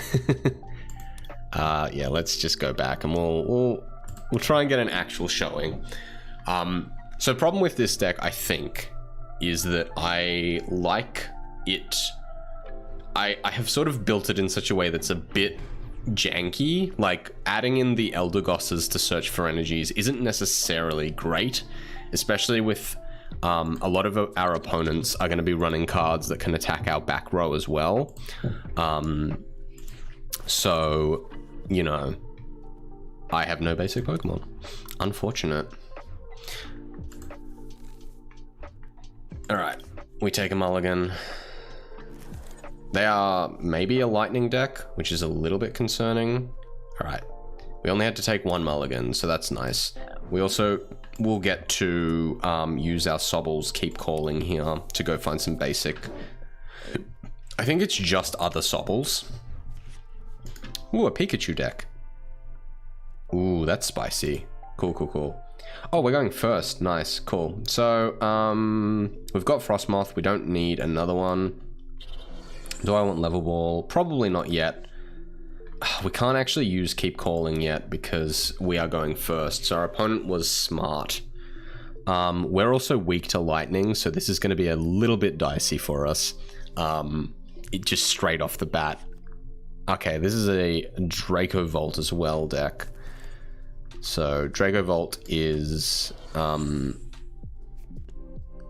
energy cards can't be attached next turn, which is pretty spooky. Ooh, shit. And they one-shot our Sobble. Ah, that's rough. Alright. Oof. Alright, so we can grab back the Sobble with Nessa. The problem is we can't evolve it straight away, and they're probably going to try and one-shot my Snom again. So we're in a bad spot here. What do I want to do here? I guess we have to Nessa. Let's put Sobble back. We'll evolve into Frostmoth so we don't get one hit KO'd. I could Level Ball, but I don't think I want to. And holding onto the water energies is actually fine. Yes, I want to end my turn without attacking.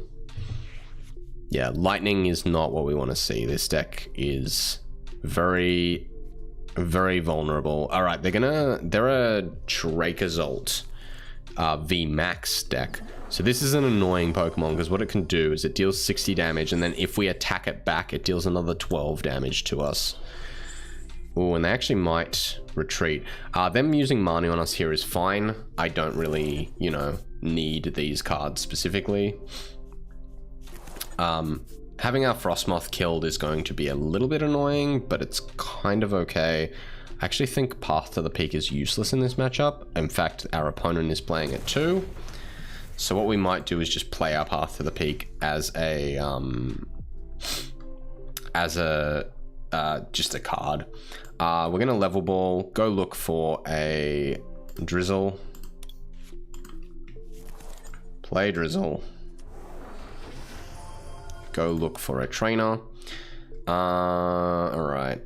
What do we want? Do we want a Professor's Research? I think we need a new hand this turn. Yeah.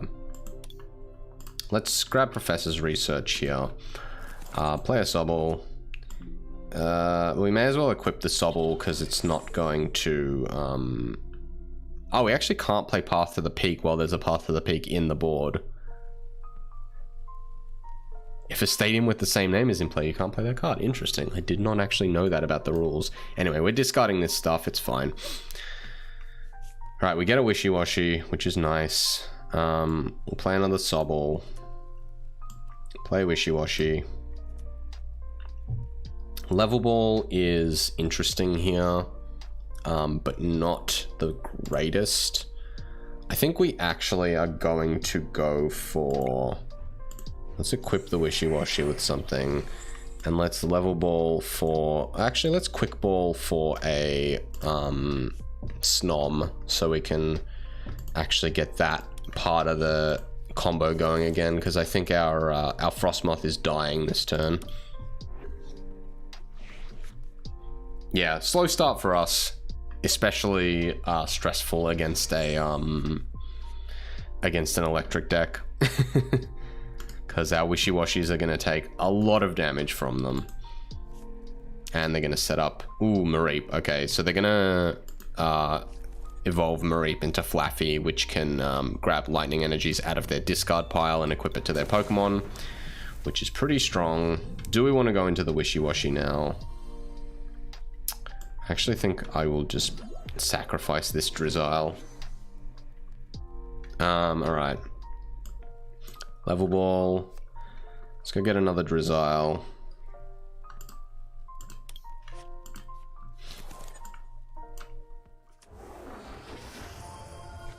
Let's look for a trainer.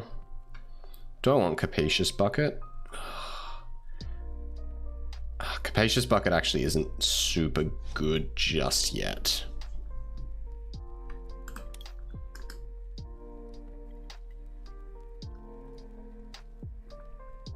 Ugh. God, this actually stuffs us. Like, I don't actually think we can win this regardless. We are just gonna get dominated by a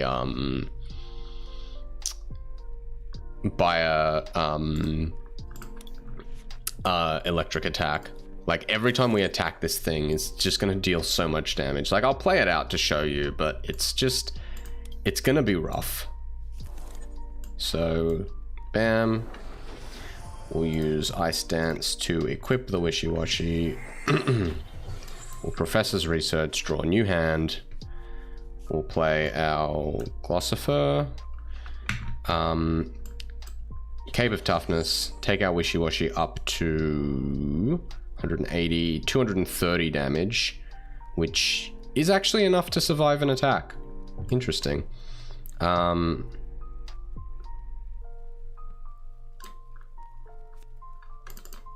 Let's grab 2 more water energies. Do we have stuff in our graveyard for Nessa? We do, kind of. Let's Ice Dance, equip the Wishy-Washy with 2 more water energies. How do we one-hit KO? I think we're done now, but how do we one-hit KO this? We need to do 330 damage, which is 3, 6, 9, 10, 11, 12, 13, 14, 15, 16, 17, 18, 19, 20, 21, 22, 23, 24, 25, 26, 27, 28, 29, 30. 33 is 11 minus 1 because it starts with 30, so we'd need 10 energies on this to do it, which would be really funny to be able to do, but then we'll just get one hit KO'd by Pikachu, so in a bit of a dire spot here.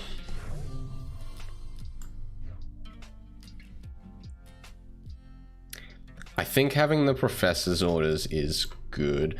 Actually, we can take the Pikachu out. 3, 6, 9, 10, 11, 12, 13, 14, 15, 16, 17, 18, 19, 20, 21. We need 6 energies. We can 100% do 6 energies. That's fine. All right. And we can definitely do it with another level ball. Let's grab Eldegoss. So now we see the power of Cotton Lift. The Cotton Lift, grab 2 water energies. Put those water energies onto yonder Wishy-Washy. Oh shit, it's in the active spot. I always mess this up. Crap. Well, that actually changes things pretty significantly.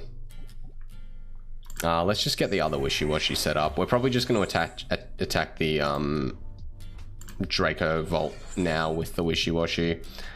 How many water energies are in my graveyard? None. So I think I'll hold off on the Nessa. Do I want to boss anyway? I guess killing the Flaffy is not a huge deal here. So we actually, unfortunately, we buy ourselves into this attack. They can't kill us next turn unless they use maximum impact. Well, I mean, actually, they could switch to Pikachu. But then we get our 4 energies back with Nessa and equip them all to second Wishy-Washy. Birdkeeper. Okay, so they are swapping. And now they're gonna Thunderbolt us.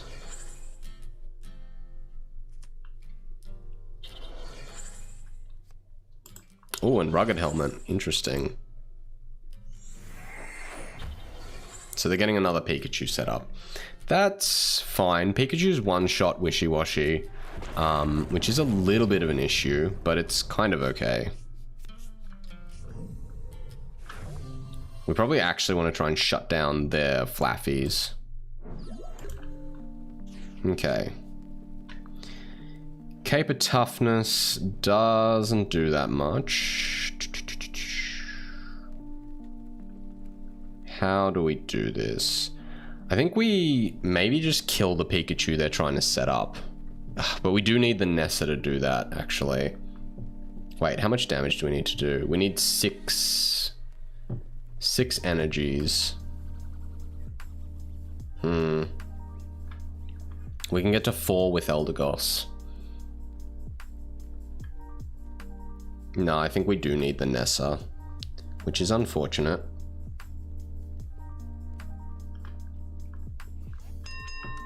Alright, let's Nessa.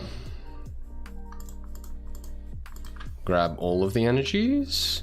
Sure. We actually only need 3. Let's go 3. Let's chuck another Wishy-Washy on the bench. It's Ice Dance. Attach. Attach. Attach. Let's Cotton Lift. Grab our last 2 water energies from the deck. We will once again attach. And attach. And the cape. And retreat. For the Wishy-Washy. And we're going to do a bunch of damage. 240 to be precise. And then we get 2 prizes, which, yep, more water energy is nice. Another Cape of Toughness is also nice. They're going to one-shot us here, which is a little spooky, because we do need... Ooh, shit. This attack does an extra 250 damage. They don't actually need to do the extra damage there, because we just die one-shot anyway. Little bit spooky.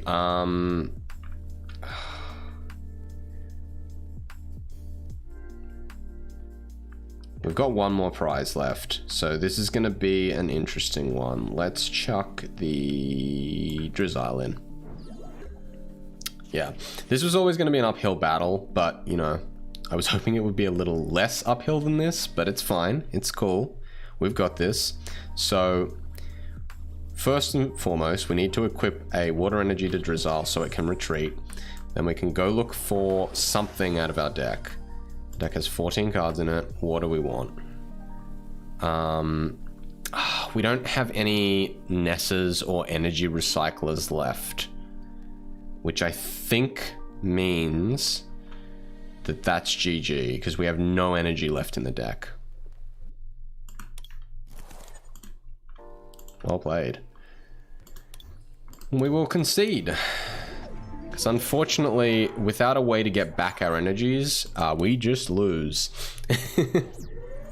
So, unfortunate that we ran into a lightning deck. Our deck's weakness there, but, you know, it happens.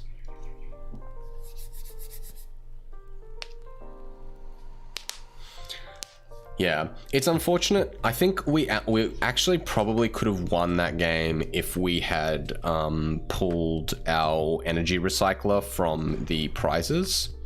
It might actually be worth running another energy recycler. I think we need to do a few little bits and bobs and changes to this deck a little later. So we'll give it a try. Thanks, June. We've got to take a mulligan because we have no basic Pokemon. Our opponent does have basic Pokemon. Sure. Looking at our opponents, how many mulligans? We had to take 1. So they can see what we're running now. I don't think they'll think it's a Wishy-Washy deck because that would be crazy. Terrible starting hand. Terrible. We may even have to just discard this entire hand. And we run into another friggin' electric deck. Alright, well. Yep, this is gonna be interesting. At least the Pikachu is not super scary.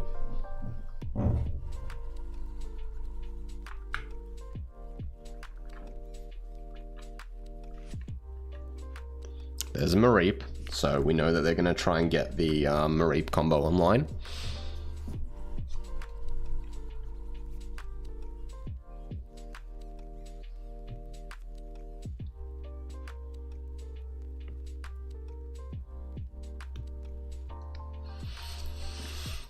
I might actually take out the Drizzile stuff out of this deck. I think there's not enough space for it. We could run so much of a more effective lineup without it. All right, there's a Sobble. That's nice. What are we doing?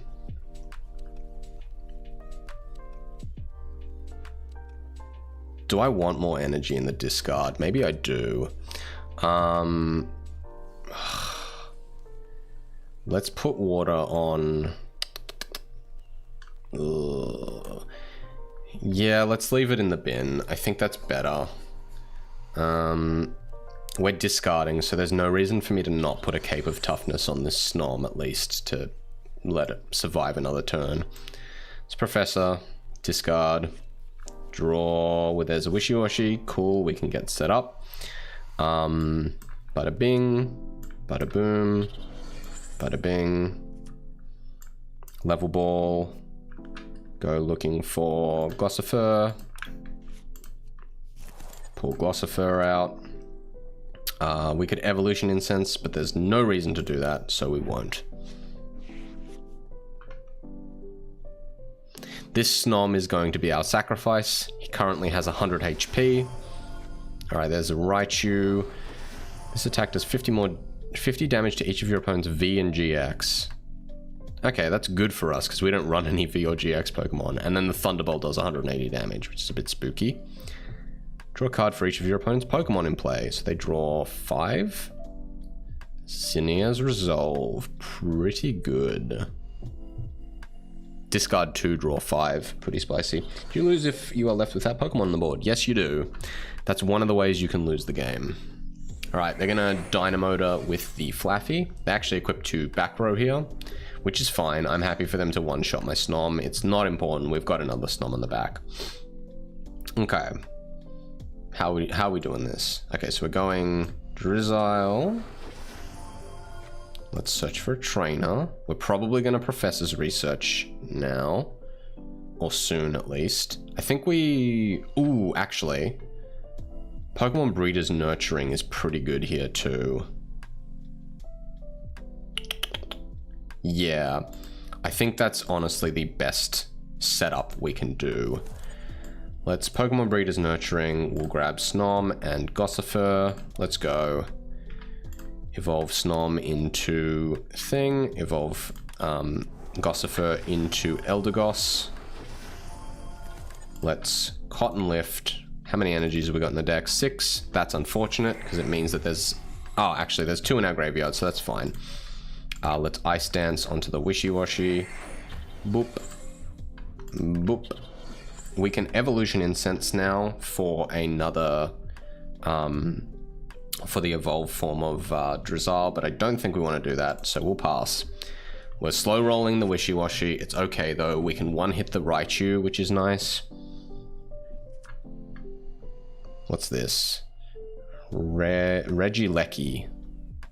Discard all lightning energy. This attack does 40 damage to 2 of your opponent's bench Pokemon. That's fine. We don't really care. Our stuff is all quite durable. They're going to switch to Raichu. Are they going to use Thunderbolt? They are going to use Thunderbolt. Cool. So we can kill this Raichu next turn, which is nice. Actually... We can't attach more energy. Actually, is 3 enough? 3, 6, 9, 120. This has 130. God damn it. Alright, so I guess we are putting our Drizzile up for tribute. Another Sobble is nice. Let's... Eldegoss. Ugh. Let's actually Evolution Incense here. I think we're discarding the hand. So it's probably better just to grab an Inteleon. Chuck that on you here. Actually, Quick Shooting changes things, because now I can bop for 20, and now it's within range to kill with a Schooling Shot. So let's Cotton Lift. Boop, boop. And this way we don't have to discard our Drizzile. So let's Ice Dance onto the Wishy-Washy on the bench. That's 3, 6, 9, 120. We are done. I'm going to put one on the Inteleon. Let's retreat Inteleon to the back row. Chuck out our Wishy-Washy, which now has 230 HP. And Schooling Shot. Bada bing. All right. We're playing against an electric deck and we're doing fine. Another water energy is great. So they won't be able to get the Pikachu to a point where it matters. At this stage, I'm probably bossing to kill the Flaffy because we don't want them to be able to power forward their things as easily. Discard a Flaffy, which is nice for us. They did draw 5 cards there, so a little bit spooky. Actually, they're going for the Regieleki, which I think might be better for us to kill. Yeah, because that can one hit kill our Wishy-Washy. Are they going to grab another one? They've got Shopping Center, which lets them swap a tool from their Pokemon. Interesting. Yeah, I think this deck needs some refining. We might actually jump to another one. We might actually jump to some deck teching after this game. There's another Regieleki. They are setting up. I think we're not being pressured enough to worry about too much here. All right. Let's go for a spicy turn. So Wishy-Washy on the bench. Bada bing. Are we quick shooting here? We don't necessarily need to, but I guess we'll go for the Flaffy. I think I'm gonna Drizzile for a boss's orders to get the Regieleki before it's powered up enough.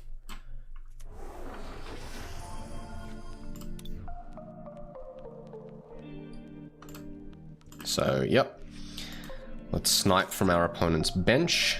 And let's start getting... There we go. Opponent gave up because we are about to kill their Regieleki and then be set up with another thing on the bench. Cool. It's okay. I will be getting distracted here making some job applications.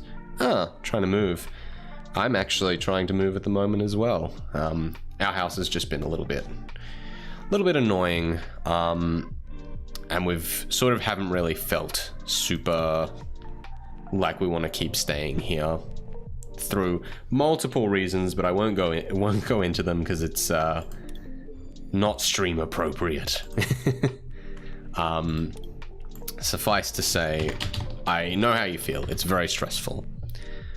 All right, let's grab a Wishy-Washy Turbo Testing, and let's drop all this stuff. So let's get rid of the Sobbles, get rid of the Drizziles, get rid of the Inteleons. That's where we're fine without them. And now what we can do is we can run some more of the main pieces. Let's go 3 and 3 so that we always have access to them when we need them. Come to Texas. I mean, I'd prefer if you came to Australia, but you know. All right, what else did I want to do in this deck? So the Pokemon Breeders Nurturing is nice. I think at this point we're running more Professor's Research. Probably try and get do we want Raihan maybe?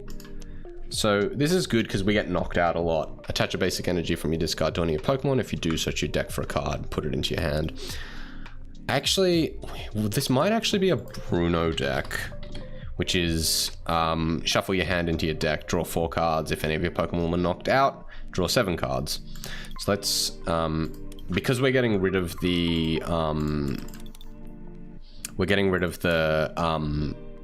Pokemon that sort of tutor for us, we definitely want to be able to draw a bunch of cards. Do I want another Nessa? Maybe. Yeah, we're running 2 energy recycler now. I actually think we need more water energy, so let's shift that up a little bit. How good is Evolution Incense in this deck? It's actually worse than it's going to be worse than Pokemon Breeders Nurturing most of the time. So maybe we only want 1. Because also Level Ball can tutor for any of our any of the cards in our deck. Quick Ball Quick Ball's still okay. It gets wishy-washy. It gets stuff like that. Maybe want another path to the peak. And we'll grab another Pokemon Breeder Nurturing as well. Let's go down one Bruno. And no, we definitely want 4 Cape of Toughness. It's important that we get above 220, since that is a bit of a break point. All right, now we need to make some cuts. Actually, only one cut. I think I'm happy to run 2 Eldegoss, since it's, I guess it's a little harder to kill. And also it's not as necessary in our deck as the Frostmoth is. Cool. And now we've got more energy in the deck. All right, let's save. The thing that's important to realize, let me just get this over here. Where's my hypergeometric distribution? So something to consider about this deck if it loads ever. It's weirdly slow. No? Yes? Maybe? I'm still live, aren't I? Yeah, I am. Cool. It's weird that it's going so slowly. Maybe I'll... maybe it's down. Regardless, let's just go grab another... Grab a different one then. There we go, it loaded. Must have just been having a lot of traffic. Important thing to realize about this is that if we are... if we've got a 60 card deck with 12 energies in it, and we are pulling 7 cards to start with, what are the odds of... Let's have a look. So we'll probably get like 1, maybe 2 energy in our starting hand. Yeah, so it's probably about 1.5 that we get. So if we adjust this number to 10.5, because the thing that happens in Pokemon that's a bit weird from other card games is once you have your starting hand, you have to put 6 of your cards into prizes. So what we're currently now checking is how many of our energies are likely to go into our prizes. Let's go 10, because it won't let us do 10.5. It needs to be the same. So yeah, we've got a 70% chance of getting an energy into our prizes. We've got probably probably closer to 1.3 or 1.2. So it's likely that one of our energies is going to get taken out of our deck and put into our prizes. Potentially 2 if we're super unlucky. 3.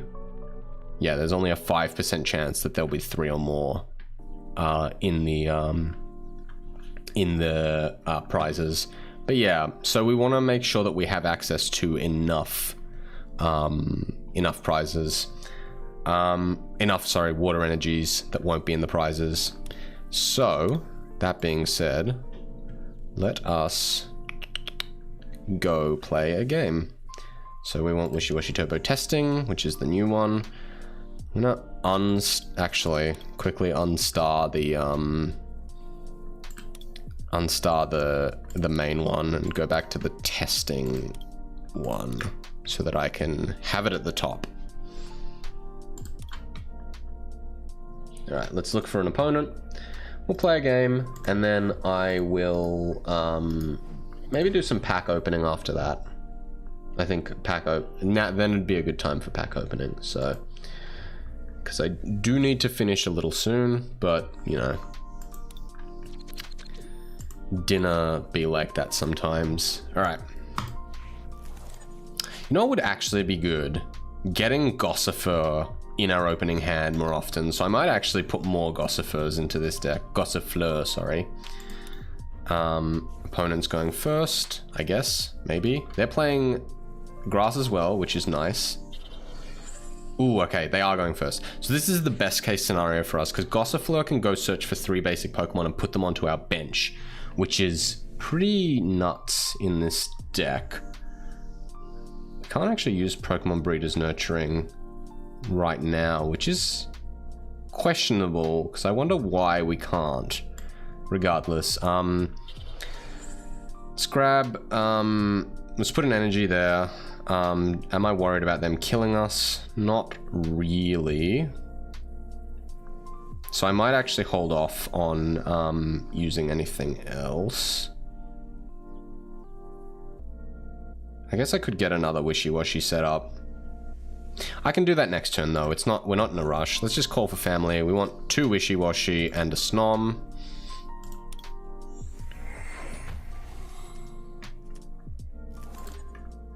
With how easy it is to refill the hand. Prizes seem more like RNG handicaps. Definitely. 100% that is a thing that happens in this game. Both active Pokemon are knocked out. This Pokemon does does 30 damage to itself. That's interesting. Okay, so we have our hand shuffled in, which is unfortunate. I wanted that hand. We had some good cards in there, but it's okay. We will survive. All right, they're a Zacian deck. So we have... okay, and they're running Bronzor as well, which is a little concerning for us. They're going to try and attach some energy from the top of their deck. Wow, it just draws them 3 cards. Ugh, such a powerful friggin' card. Okay. So I'm gonna path to the peak now to stop them from doing that again. I'll evolve our thingamajig. And then I think what we want to do is probably just attach. The boss is really... Not having a way to refill our hand here is really unfortunate. We're probably just going to have to slow roll this. What we can actually do though is just attach here and then call for family and grab another Gossifleur.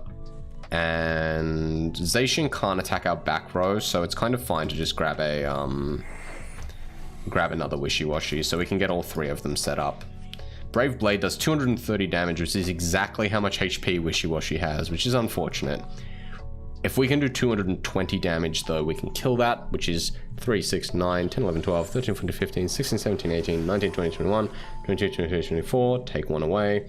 7 energies.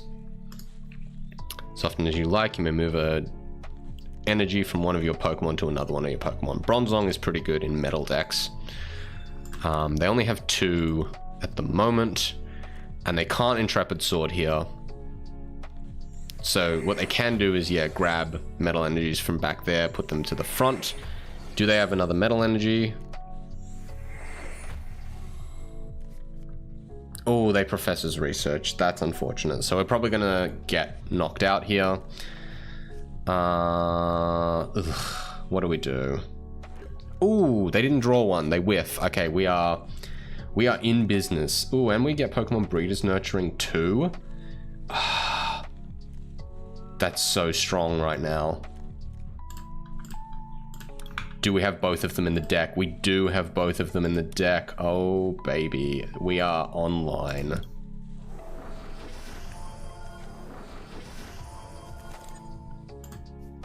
Cotton Lift. Bada bing.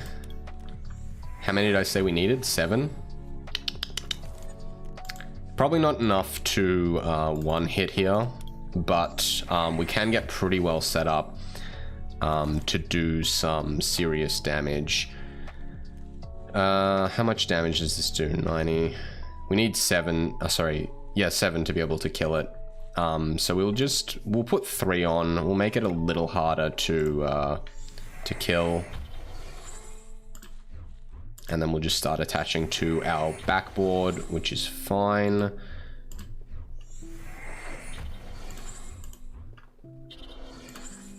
Let's retreat. We'll chuck Wishy-Washy out.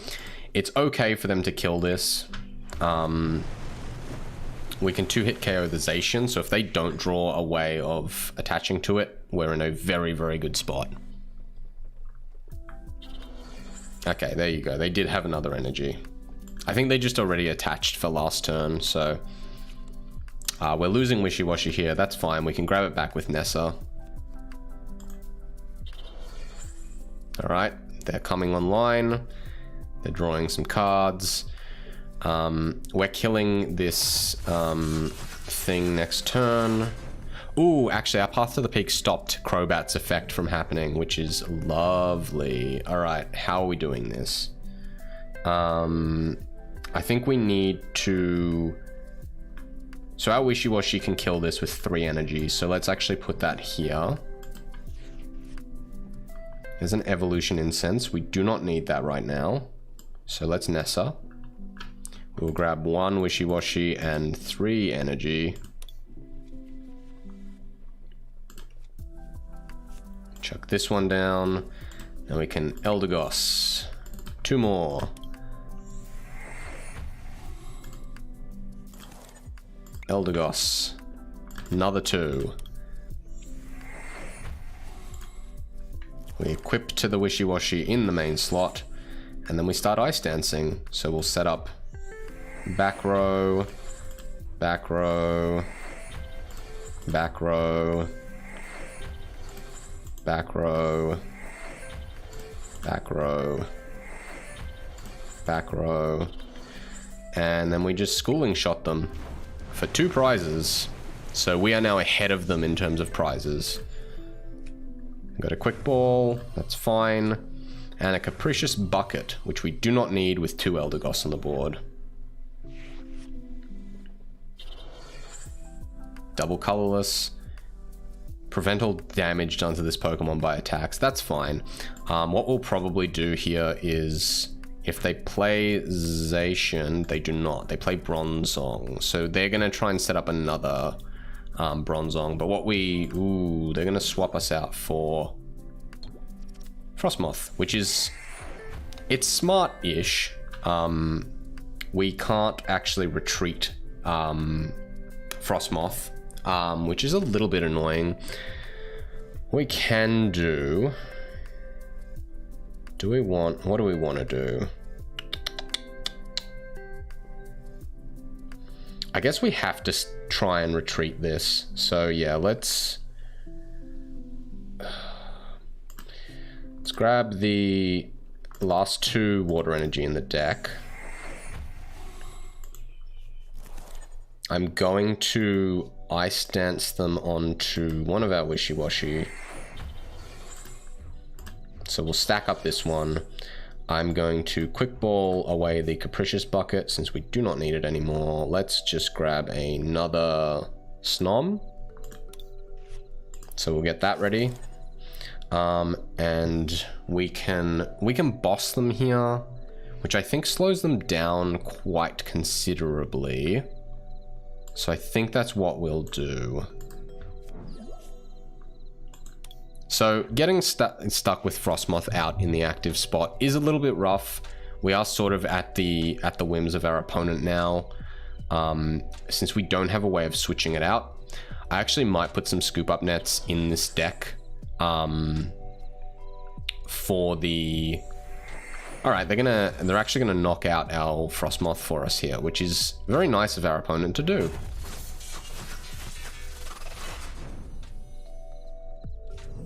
Cool.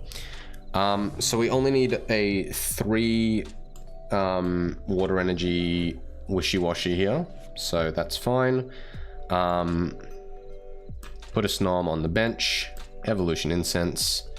We are online again. It was a valiant effort from our opponent. How many cards have we got left? Oh shit, actually, that was dumb, because now I'm gonna have to discard it. Do I care? I think we'll slow roll the Professor's Research. What I actually should have done is just left the thing in the deck. Get another Capricious Bucket. Oh, Capacious Bucket, sorry. Capricious Bucket. Cool. We've knocked out our opponent's ability to move their energy around, which is kind of fun. Evolution Incense. Here comes another Fortress. We can still knock them out, like, in one shot.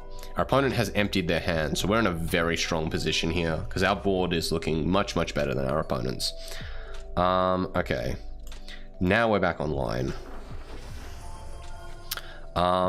I could shuffle my hand into my deck and draw 4. I don't think I want to do that. I think I just want a Professor's Research for 7. There we go. We get a Cape of Toughness. Let's get our Wishy-Washy a little bit more resistant. Nothing else we can really do here. We're sort of just waiting on our Nessa or our energy recyclers. And I feel like one of them might be... Okay, we just get another Cape of Toughness. That's fine. Our opponent is going quite slowly, so I think we're in... Ooh, Professor's Research. You hate to see it. I'm pretty sure we've still got some boss's orders in the... Interesting that they didn't get Bronzong there. Whatever.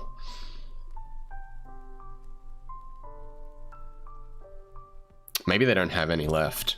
How many Bronzongs are in their bin? Just the one. Interesting.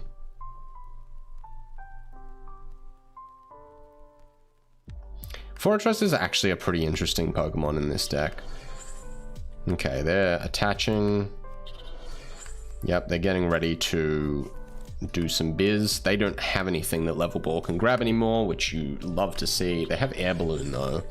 So this is now more easily retreatable. They jump across to something that has 180 HP, so we can't one-shot that. But they put themselves in a risky spot here because... How much are we doing? We're doing 120 at the moment. I could always two-shot them. I'm gonna take a look if I can even... okay, there are energy recyclers in the deck. So what we're gonna do is we're just gonna try and win on this turn. So let's... 1, 2... No more Pokemon in the deck. Capricious Bucket. Get out of here. Done.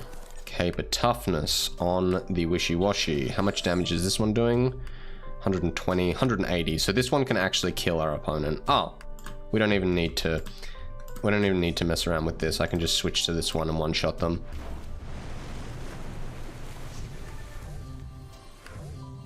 GG. And that is how the Wishy-Washy works. There's some good wins today. Some spicy plays. Might try and get these 2 packs before my rewards run out. But for the minute, I'll open some packs before I leave. So let's we've got some trade locked ones, so let's actually open those. Gotta love gambling on camera. Alright, what do we get? Nothing amazing. What's a Roma Lady? Draw 2 cards, recover your active Pokemon. Okay, that's interesting. We get a Flapple. Cool. And... Ooh, Trevenant V. Interesting. So we get a V Pokemon, which is pretty cool. We'll open the other trade locked one. I think most of what I'm going to open today will be Chilling Reigns packs, so we'll stick with those. Get another Metal Energy, cool. Get a Fog Crystal, that's fine. A Clara is nice. Draw 2 cards if your opponent's active Pokemon is VMAX. Draw 2 more. Eh. What's our special card? It's just a Taurus. Eh, whatever.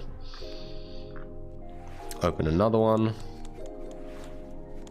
We get Avery is interesting. Discards opponent's bench, which is pretty spicy. We also get an Echoing Horn, which grabs basic Pokemon from our opponent's discard pile and puts it onto their bench, which is kind of an annoying thing to do, but not really game breaking. Interesting that it has an attack called Tread On. What a strange choice for a card in a children's card game. Ooh, Scroll of the Skies. Does 50 more more damage for each energy attached to your opponent's active Pokemon. That's pretty spicy. It only works on Rapid Strike Pokemon though. Also get Agatha, which moves 3 damage counters from our active Pokemon to our opponent's active Pokemon, which is fun. And a Leopard V, or Leopard. Hidden Claw. When you play this Pokemon from your hand to the bench, you may discard a Pokemon tool from a Pokemon. Okay, so it's like a tool scrapper on a stick. And you may put this Pokemon and all cards attached to it into your hand. That's interesting. Attaching to this thing would be a nightmare though, so I don't think that that's necessarily a great V card. Alright, we get another Avery, a Honey, which draws a card for each of our opponent's benched Pokemon V. That doesn't seem very good, but we've got 2 special cards this time. One of them is Zeb Striker. If one of your other Rapid Strike Pokemon used an attack during the last turn, it does 120. That's pretty good. Flip a coin until you get tails. This does 90 damage for each heads. Not very good. If it did 90 and then 90 more for each heads, it would be pretty good, but yeah. Frostlass. When you play this Pokemon from your hand to evolve one of your Pokemon during your turn, you may attach a water energy from your discard pile to one of your Pokemon. Interesting, but very slow. Let's open another. I'm hoping to pull some expensive stuff out of one of these, which is a terrible idea, but you know, got to do it for the views. We get Galad or Galade. This attack does 60 more damage. It's 60 damage for each of your opponent's Pokemon V in play. Interesting.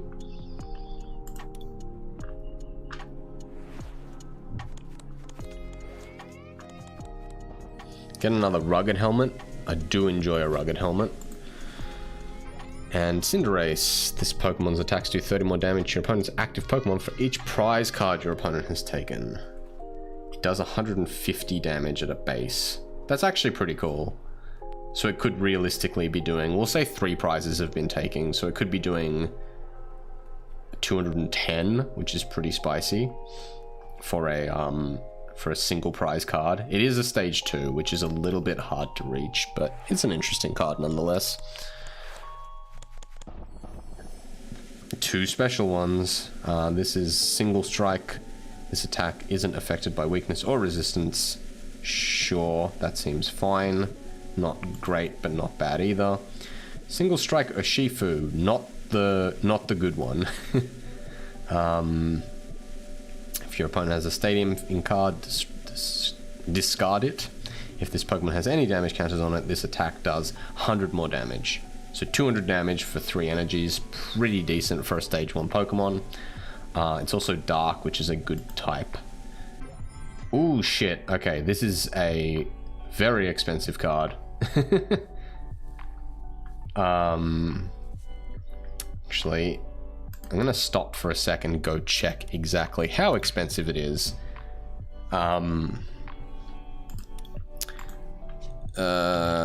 Calyrex VMAX.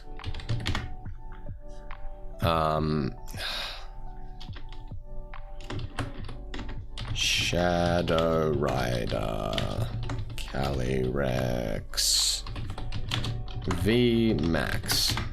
So we could trade it for Rayquazas, which is interesting.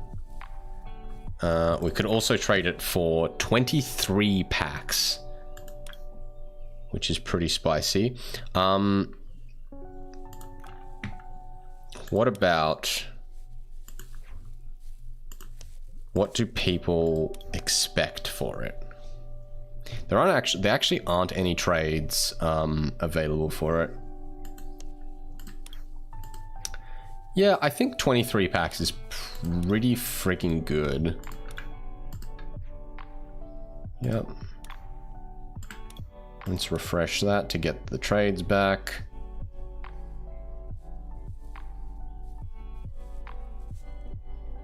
So yeah, that's a pretty phenomenal pull. Like, we actually made money in quotation marks on that trade.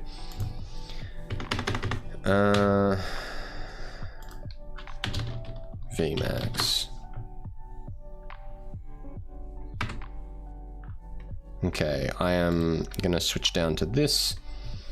Someone's trading an Ice Rider. Ha, nice one. What's this? Nothing great. 26 packs. But they're not all the good ones. This one's 22 packs. 23 looks like a good deal. What's this 26 one? More with battle styles. That's fine. People expect 29 packs for it. So I actually might just try and sell it myself. This one's for 28 packs. This one is 38. I think 28 or 29 seems decent. So let's see if we can... Nope, definitely not gonna put it up for that. There's 28, but they're all from different sets, which makes it less valuable. Cool, okay. So what I think I'll do is, this one's for 32, okay. I'm just gonna make a trade for it myself. I'm giving Calyrex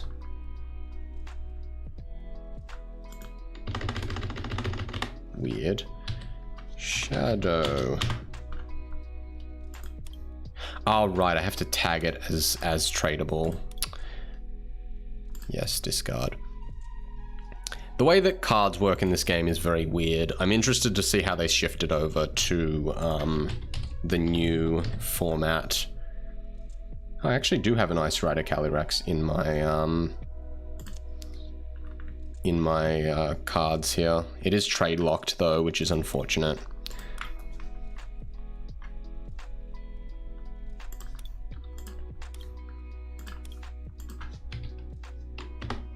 Let's put Shadow Rider up, and we want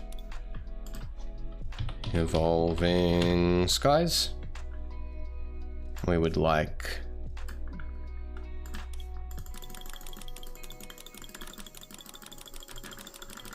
I'm gonna ask for more. I'm gonna ask for 30.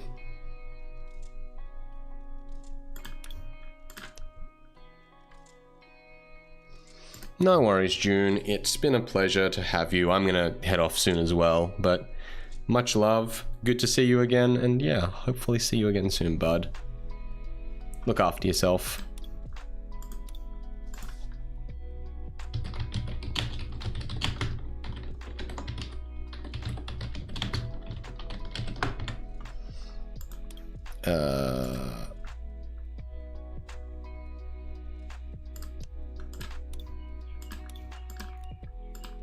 Did I spell that wrong?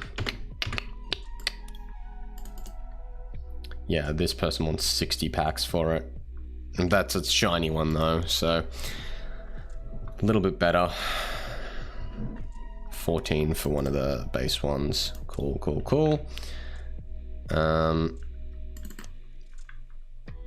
That's a super special one. This person wants 39 packs for it. Interesting. 38 packs for it. Maybe we could have asked for more. No, this person's asking for 29. Yeah, I think 30 is probably good. We'll see how quickly that goes through. Yeah. Cool. Let's open the rest of our packs. So that's a nice little pull there. Very, very spicy. Let's open the last couple.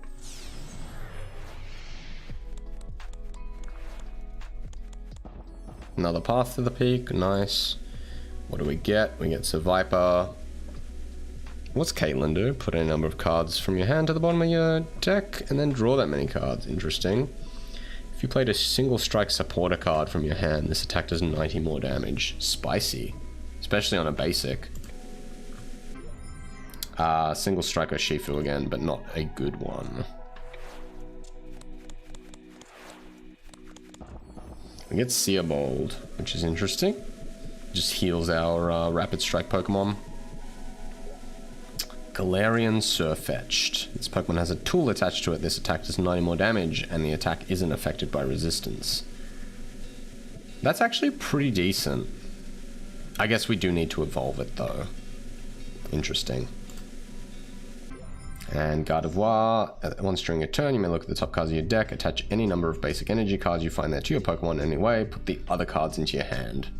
Cool. That's pretty good too. It's a pretty good psychic support card, actually. How many we got left? 3 more packs. Hopefully something good. Expedition uniform. Look at the bottom 3 cards of your deck and put them on top in any order. That's funny. Get another Melanie, another single strike piercing scroll. So there's Thwacky. Discard a random card from your opponent's hand. That's pretty funny. And Zip Striker. Cool.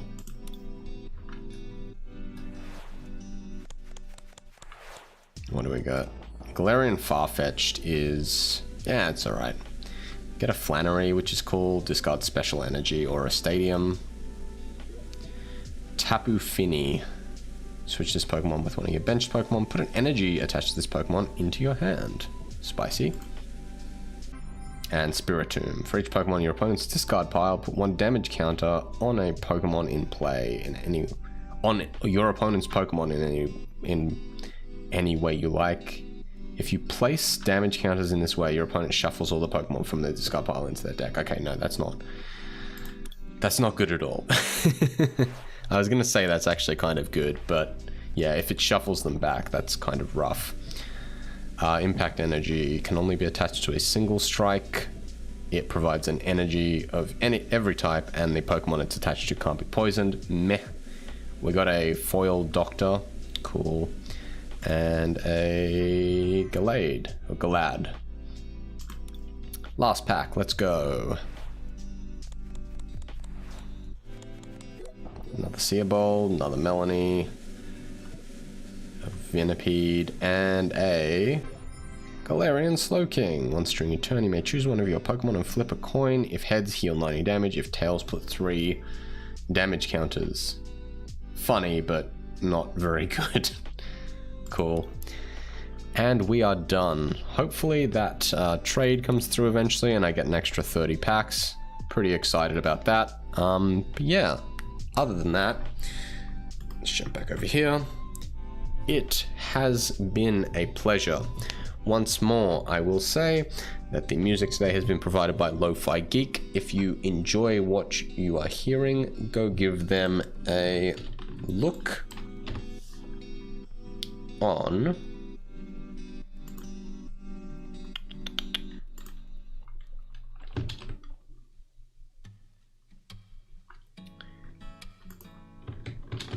here. If you love me and enjoyed what I have done today, please give me a follow on other places. Now, I'm pretty sure this isn't going to work, but I'm gonna see if my bot is working here. It's not very good. Well, I have to try and figure out how to get that to work. All part of the growing experience. Oh shit, it did work. Thanks, Streamlabs. I just thought you'd died in the background there, but no, there it is. If you enjoyed what you saw, give me a follow on other places too. It has been an absolute pleasure to play for you. Once again, I am streaming from Woiwurrung Land, which was never ceded, and I would like to finish the stream by paying my respect to their elders past, present and emerging, and extend that respect to any Aboriginals or Torres Strait Islanders who were in the chat today as well. I will be back again with more streams, and there's some exciting stuff happening in the future which you can find out about on my Twitter or my Facebook if that's more your speed. But other than that, enjoy the rest of your afternoon, evening, morning, whatever time it is for you. Much love, folks, and I will see you very soon.